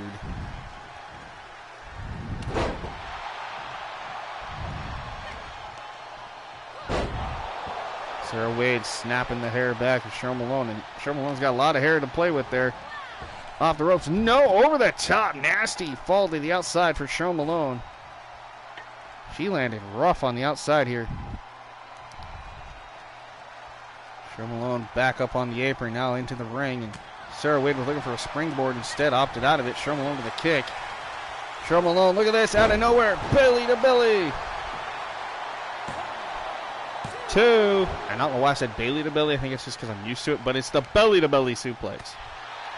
Darn you, Bailey. You just had to change the name of the move and mess me up. Oh, look at that spinning forearm. Nobody home there. Had it scouted, did Wade. Off the Irish whip. Cheryl Malone, one-armed. Spine buster, I should say. My brain today. Irish whipped into the corner goes Wade. Champion in trouble. Cheryl Malone could be closing in on the victory and become the new 4-time Intercontinental Champion. Look at this. Muscle Buster! Cheryl Malone quickly into the cover. Could we have a new champion again? 1, 2, and a near fall for Cheryl Malone. This close, guys. That, within seconds. Milliseconds. Uh-oh, kick to the face. Sarah Wade, ooh. Beautiful neck breaker, stacking up, shoulders are down. 2, and a near fall. Somehow Malone able to power out at 2. And Malone wisely rolling to the outside to avoid any more potential damage from Wade for a minute. Cheryl Malone on the outside needs to get her wits about her and get her head back into the game here. She got rocked there. Oh, and that running bulldog is not going to help matters either. Sarah Wade, shot to the back. Big forearm right to the jaw. You got it today. Okay. Yeah, like I said, it's just weird, though, to have one for 22, but, yeah, okay.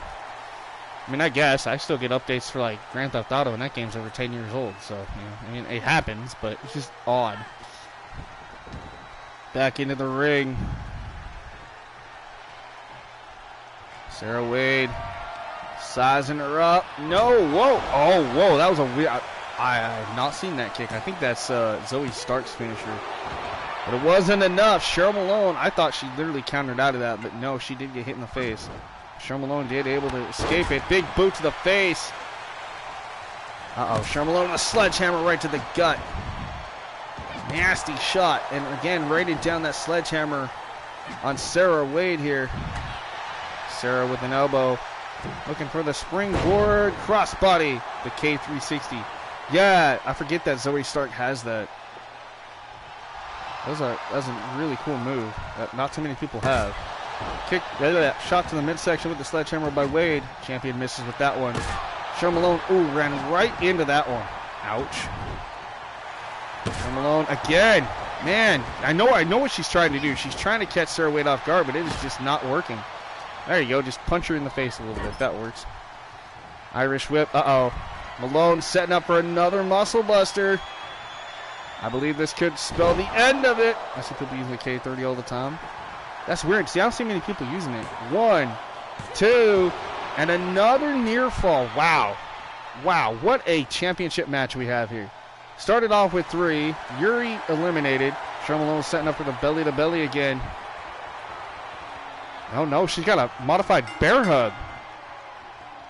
Is that it? Did Sarah Wade passed out? No way. Hey, Elite, what's up, man? Cheryl Malone just made the champion legit pass out. Cheryl Malone is once again a four-time, count it, four-time Intercontinental Women's Champion. Whoa. That's, wow, okay. Congratulations. She fought hard, man. She earned that. I honestly legit thought she was going for the belly-to-belly suplex and turns it into a modified bear hug. You've never seen Cheryl Malone lose?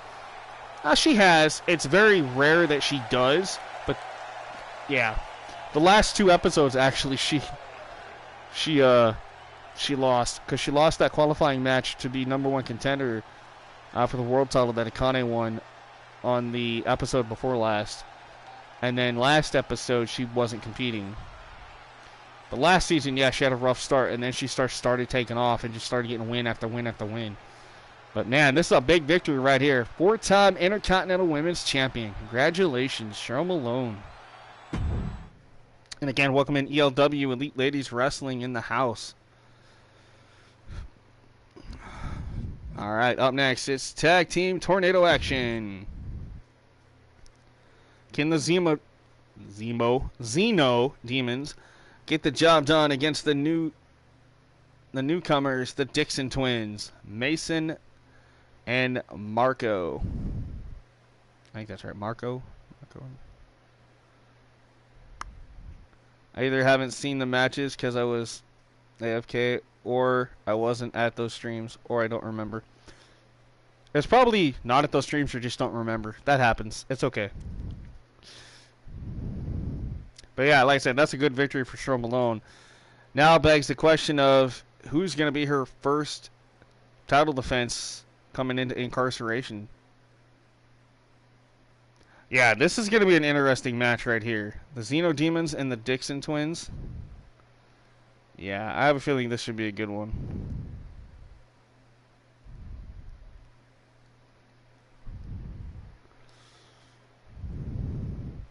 Biggest thing for me is trying to figure out which one is Marco and which one is Max. Oh, Mason. And I still don't have their... everybody's tag entrances, I think, is still messed up. And yeah, because I accidentally set them up all out of Universe, so that's my bad. But at least they come out together, so that helps. The Raven and the Joker. Kinda, yeah. Xenophon and Joker. I actually kind of like the way that both of them look, to be honest.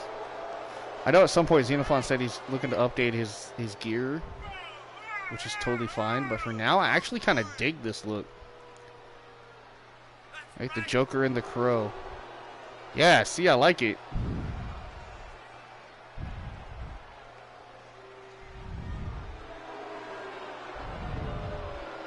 Not getting the best reception tonight here in the Unrivaled Arena, but yeah, it happens.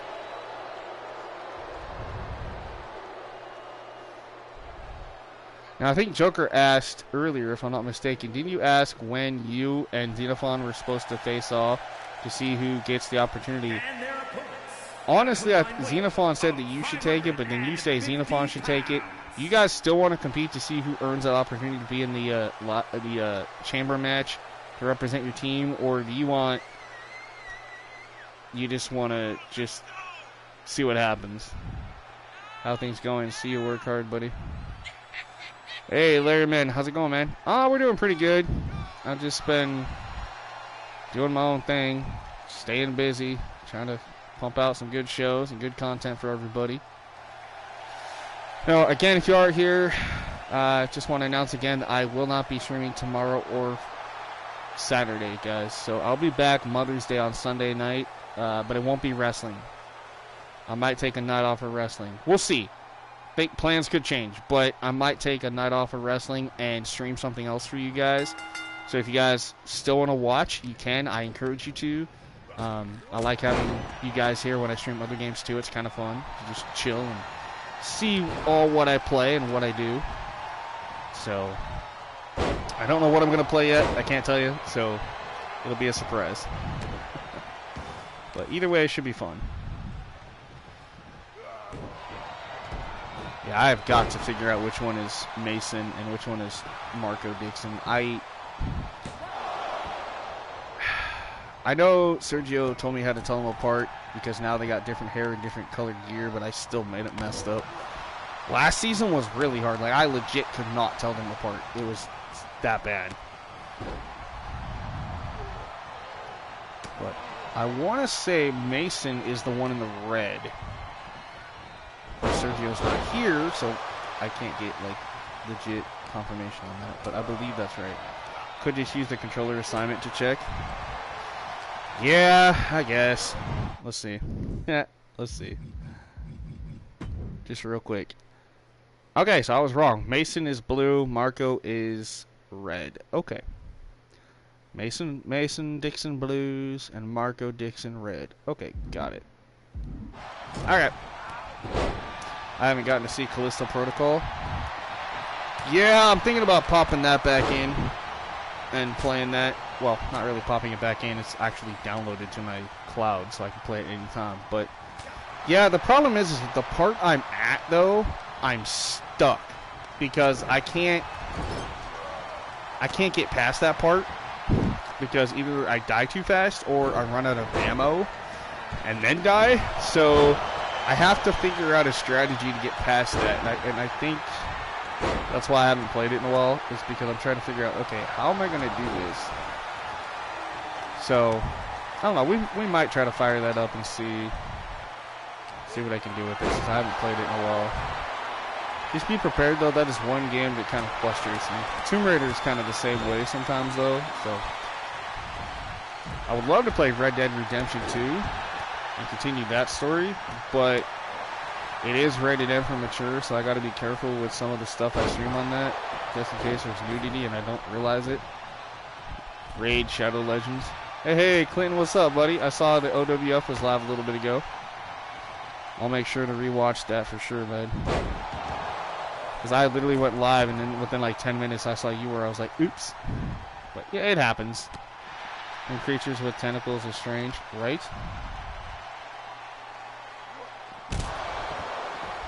Marco with a beautiful slam on Joker. Now the Dixons double teaming Joker here on the outside. Hey, Goddess! What's up? You're going to be in action here after a bit tonight. You're teaming up with Cougar Knight and Ariana Johnson, who, in my eyes, she's an imposter of Ariana Jones. At some point, we will have to expose her as the fake Ariana Jones. Of course, it's part of a storyline, but it'll be cool. It'll be a 6-woman elimination tag team match coming up tonight. So Goddess and Cougar representing Reaper Crew teaming up with Ariana Johnson. That match still to come as well. Glad to see you in.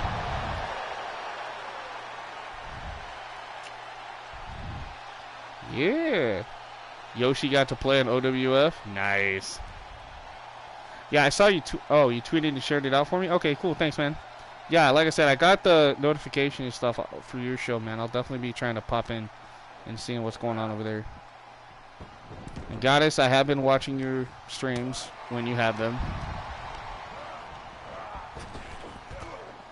Just get back into things. Yeah, I know you've been dealing with stuff, and I totally get that. No worries. I just hope you're doing better. I gotta reach out and talk to Zerk too. I feel bad. I haven't really spoken to him probably in the last month and a half much, except for the few times that he has popped in for a brief moment. So I just want him to know that, I still care and hope he's doing okay. I just haven't been able to talk to him. That's partially my fault, though. If I really wanted to, I got his phone number. I just called him like, hey, what are you doing, butthead? But I don't think he'd appreciate that too much, though. Xenophon looking for the cover, gets it too. Uh-oh. Mason's got him up on the shoulder. Excuse me, Marco. Marco's in red. Marco's in red. Mason's blue. He's healing right now. He took a bad fall and hurt himself. But I got talked to him tonight. Okay, well, next time you talk to him, tell him that I hope he gets better, and I'm sorry to hear that. I was wondering what had happened to him.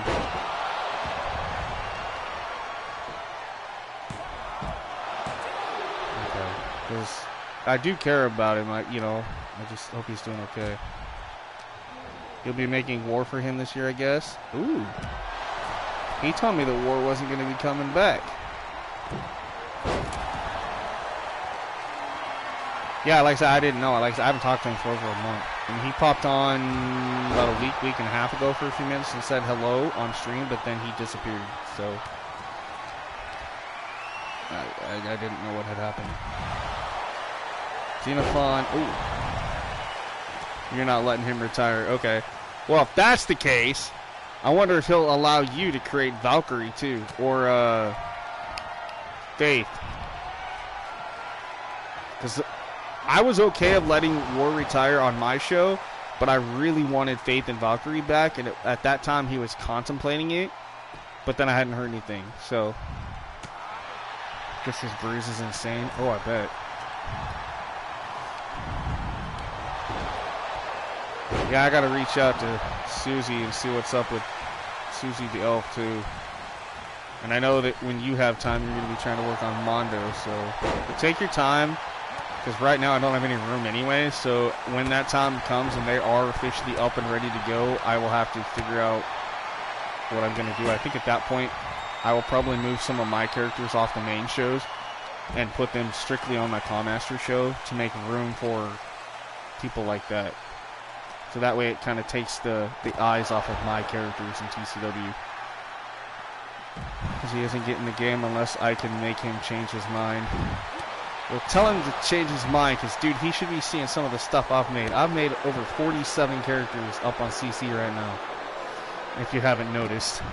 Well, you probably haven't, but because I know you've been busy. But, yeah, I've made like 47 characters already this year, and I'm not done. I have tons more. I think by the time I get done, I'm going to have 104 characters made.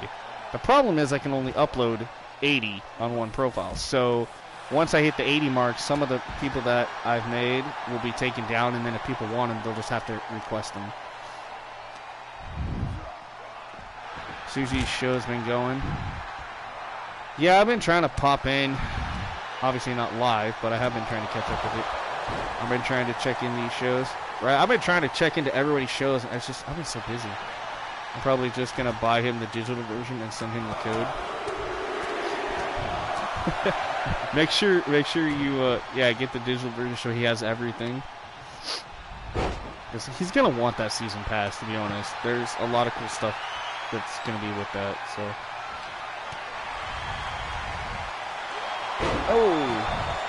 the only thing that's gonna suck for him is if he creates War and uses anything from Showcase. Showcase is not hard though, once you figure out what to do. I got a couple people to finish yet. I have a lot of people I still got to do. I made Haley Wilson last night for the first time ever. About the Icon Edition. That's the one I had. Figured I might as well go all out because obviously with creating stuff I want to make sure I have everything. Count did Showcase for me. Oh, nice. Yeah, I've done it 4 times. Apparently I got to do it on Clawmasters at some point in the next couple of days because I can't download my Brandon Blaze and Rui Sokolov from my other profile because they have something from the Brock Lesnar match. And I've already uploaded them and I don't want to re-upload them just because of, I think, knee pads or something. So I'm like, alright, I'll just play the stupid Showcase. Plus, there is some stuff in Showcase that I want to use on other characters. Like, I think there's some Alita stuff that I want to use. So, I guess at that point, you know, there is an incentive for playing it, but it's like, dang it. I would need someone to finish it for me, but I'm on PC. Ooh, yes, that'd be a little hard to do.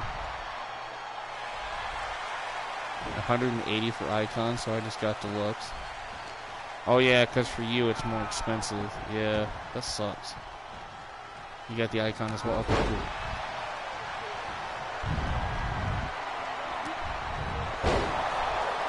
This match is insane right now.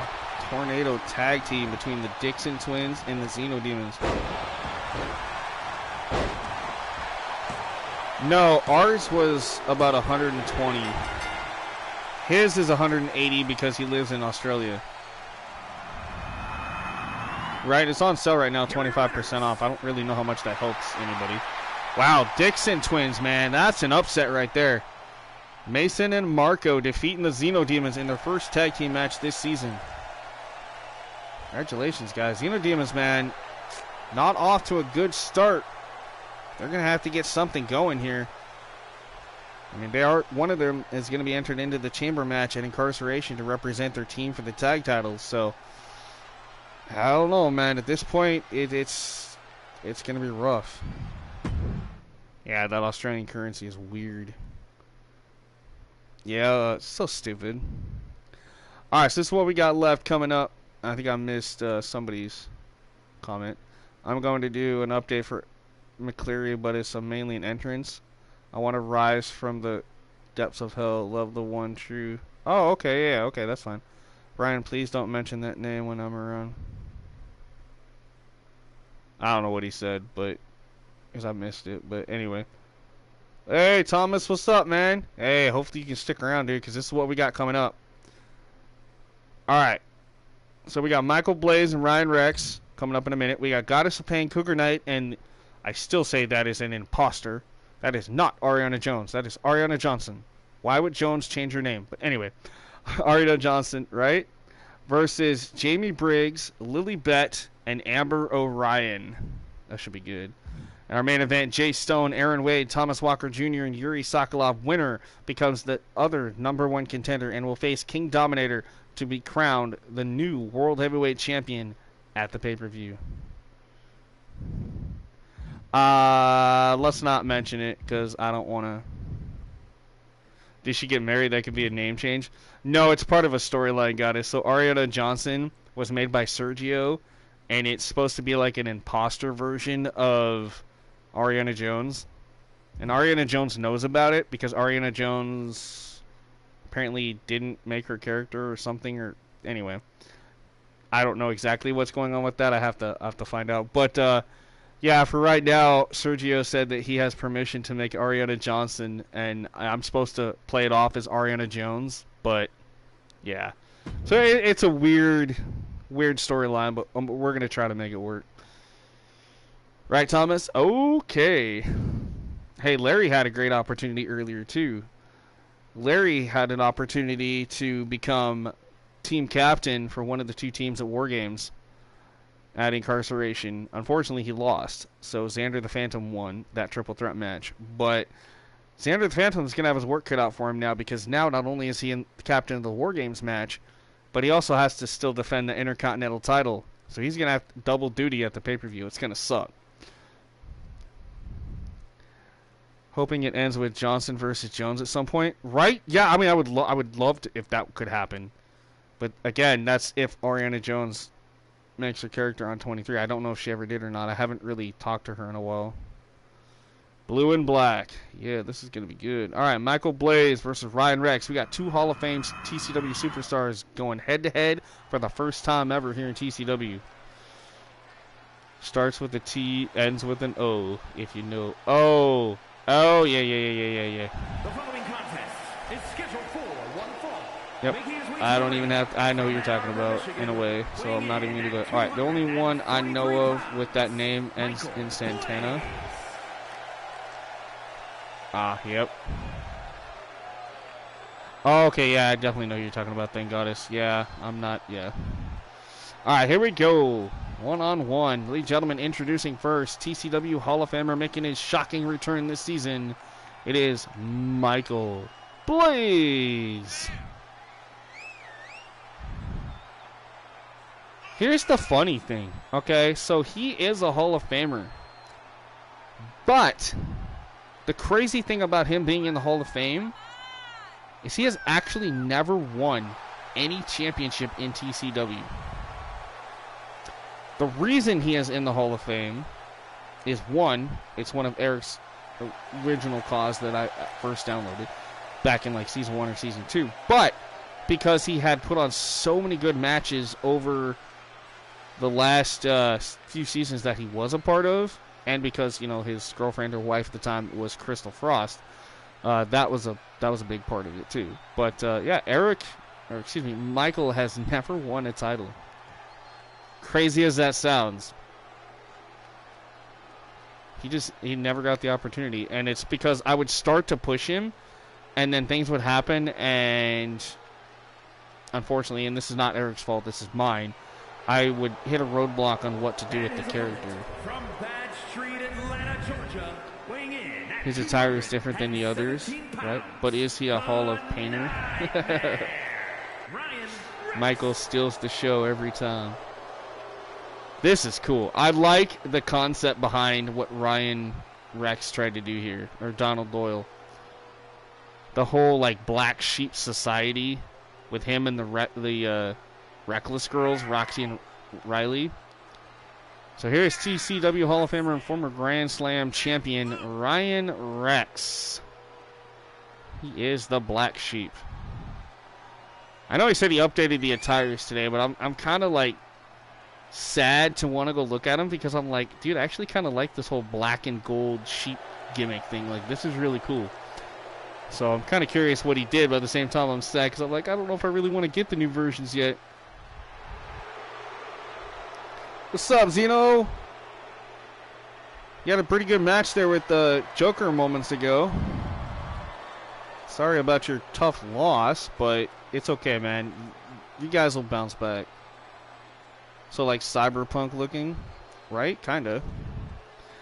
And Yuri, the female Yuri, she did pretty good tonight. Granted, yes, okay, she did get eliminated and lose that triple threat intercontinental title match, but I was really impressed with that moveset. And Yuki stole Jada's title. That's what we're thinking. Either Yuki stole it, but honestly, we're thinking Akane stole it, or Akane put Yuki up to it. Whatever the case may be, Jada Storm did not have her world title tonight, and she is absolutely ticked off. More steampunk than cyber. Whoa! Yo, Michael, what the heck? That was a glitch. That was a funny glitch, but it was a glitch. That's right, Xenophon's in the house. Yuki works for Akane, right? That's what I'm thinking. So I think Yuki stole it, and she just doesn't want to admit to it. Oh, look at this, a little Panama Sunrise to kick us off here in this match. Into the cover. This would be a huge upset this quickly in the game. And yeah, I've never seen that happen before. Michael Blaze, instead of laying on the top of the ropes like Tyler Breeze, instead ends up laying at the bottom. That was weird. I mean, I've seen weird glitches, but that one definitely was like, huh? Ooh, little flatliner-like maneuver there by Blaze. Glad to see both Blaze and Rex returning here this season. Michael has been missing since 2K19. Some much-needed time off, but he is back, ready to say, you know what? I'm Hall of Famer here. It's time I make that mean something. It's time I get some titles around my waist and add to my legacy. I guess he was showing off, right? That's what I'm thinking. He was just showing off. Ryan Rex, though, he watched his daughters win the tag team match earlier tonight. Can he do the same and get a clean sweep tonight for the Black Sheep Society? It won't surprise me if 2K does an update on 2K19. Yeah, like I said, that was really weird to get that text and to get that notification that, yeah, there is a patch 121 for 2K22 that came out today. And I'm sitting there going, wait, what? But why? You know, like, I don't know. Like I said, I think it's a patch to set up for the fact that they're probably going to shut down the servers at some point. I don't know. I don't know what the patch notes are. I don't know anything about it. If I find out, I'll let you guys know, you know, on next stream or something. But yeah, it was highly strange. Michael Blaze off the pin, only gets a 2. Now look at this. Yanking on the nose, raking the eyes even of Ryan Rex. Ryan catches him with an elbow. Rex off the Irish whip, sends Michael Catches him. Oh, face first. Flatliner into the cover. 1, 2. Michael Blaze kicks out. Michael Blaze went to the outside to pander to the crowd, and from behind, Ryan Rex with a suicide dive, wiping out Michael on the floor. But here's the thing. Michael Blaze, first one up. Michael released German high-angle suplex there by Blaze on the outside. Grabs the leg, rolls through. Michael Blaze got him up on his shoulders. Oh! Nice maneuver there by Blaze. Tosses Rex back in. So what's this Black Sheep Society? It's a family thing. Ryan Rex used to call himself the Black Sheep of TCW. He was like an outcast, kind of.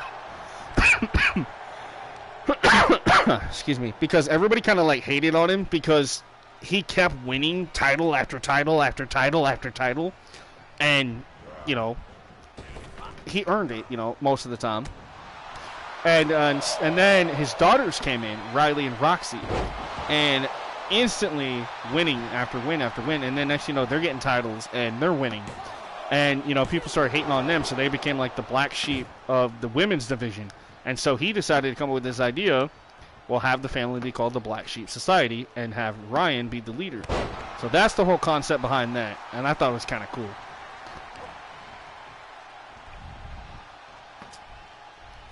So, Xenophon. Okay, let's see what you got here. Breaking news. The Dollhouse faction rudely attacked the security backstage, but we don't know why. That reminds me, I still have to get that version of Dollface that you made. She's up on CC, right? I think. I need to try to get her. I don't know how I'm going to do this. I think what I'm going to have to start doing, as much as I don't want to, I might have to get rid of the Moonshine family on this profile and just keep them on Claw Masters. Which is totally fine. I have no problem doing that. Okay. So the Rex want everything, pretty much. And because they, you know, they pretty much, pardon me, since they have been winning so much and they do get what they usually set out to get, everybody hates on them, you know, everybody boos them and stuff, and so they kind of outcast them. And because of that, you know, Black Sheep Society. You can grab her after. Yeah, that's what I was thinking I'm going to try to do. Look at this. Avalanche Spanish Fly from the top rope. Nicely done, Michael. Just for a little bit of fun. Right? Great match here between these two Hall of Famers. Michael Blaze. Beautiful frog splash into the cover. This should be a big win for Michael's return. 1, 2, and he got it. Michael Blaze puts Ryan Rex out with a 3 count. Wow. Great statement being made there. Michael Blaze says, you haven't seen me since 2K19 and TCW, but I am back, baby. No one utilizes the Spanish Fly quite like Michael Blaze. That was a pretty good Spanish Fly, I'm not going to lie. That was really cool. So there you have it, man. Your first match back.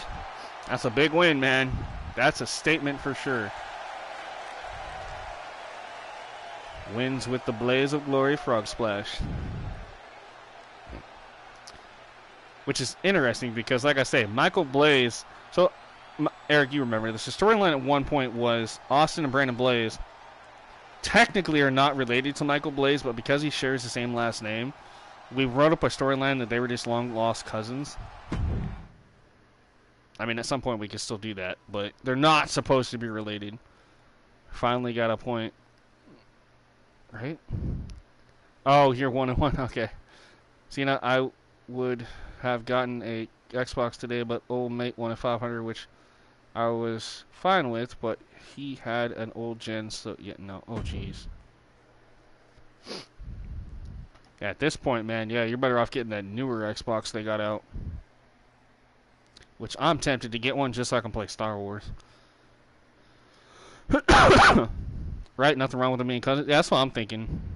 So we'll just stick with that, because otherwise people are going to be like, what? Time to play. That's right. Goddess is in this match. Goddess returning to action for the first time this season. Teaming up with her good buddy and Hall of Fame partner, Cougar Knight, and Ariana Johnson. who again I need to do some investigating about, because we are not allowed to have somebody trying to pose as somebody else, and she keeps trying to say that she's Ariana Jones. But if that's the case, why is her name Johnson, not Jones? Something's fishy here. You can't fool me. Can't fool old Spike. Sometimes he's a little high and he's a little dit, but I am not being fooled by you, Ariana Johnson. I will expose you. Some point, sometime.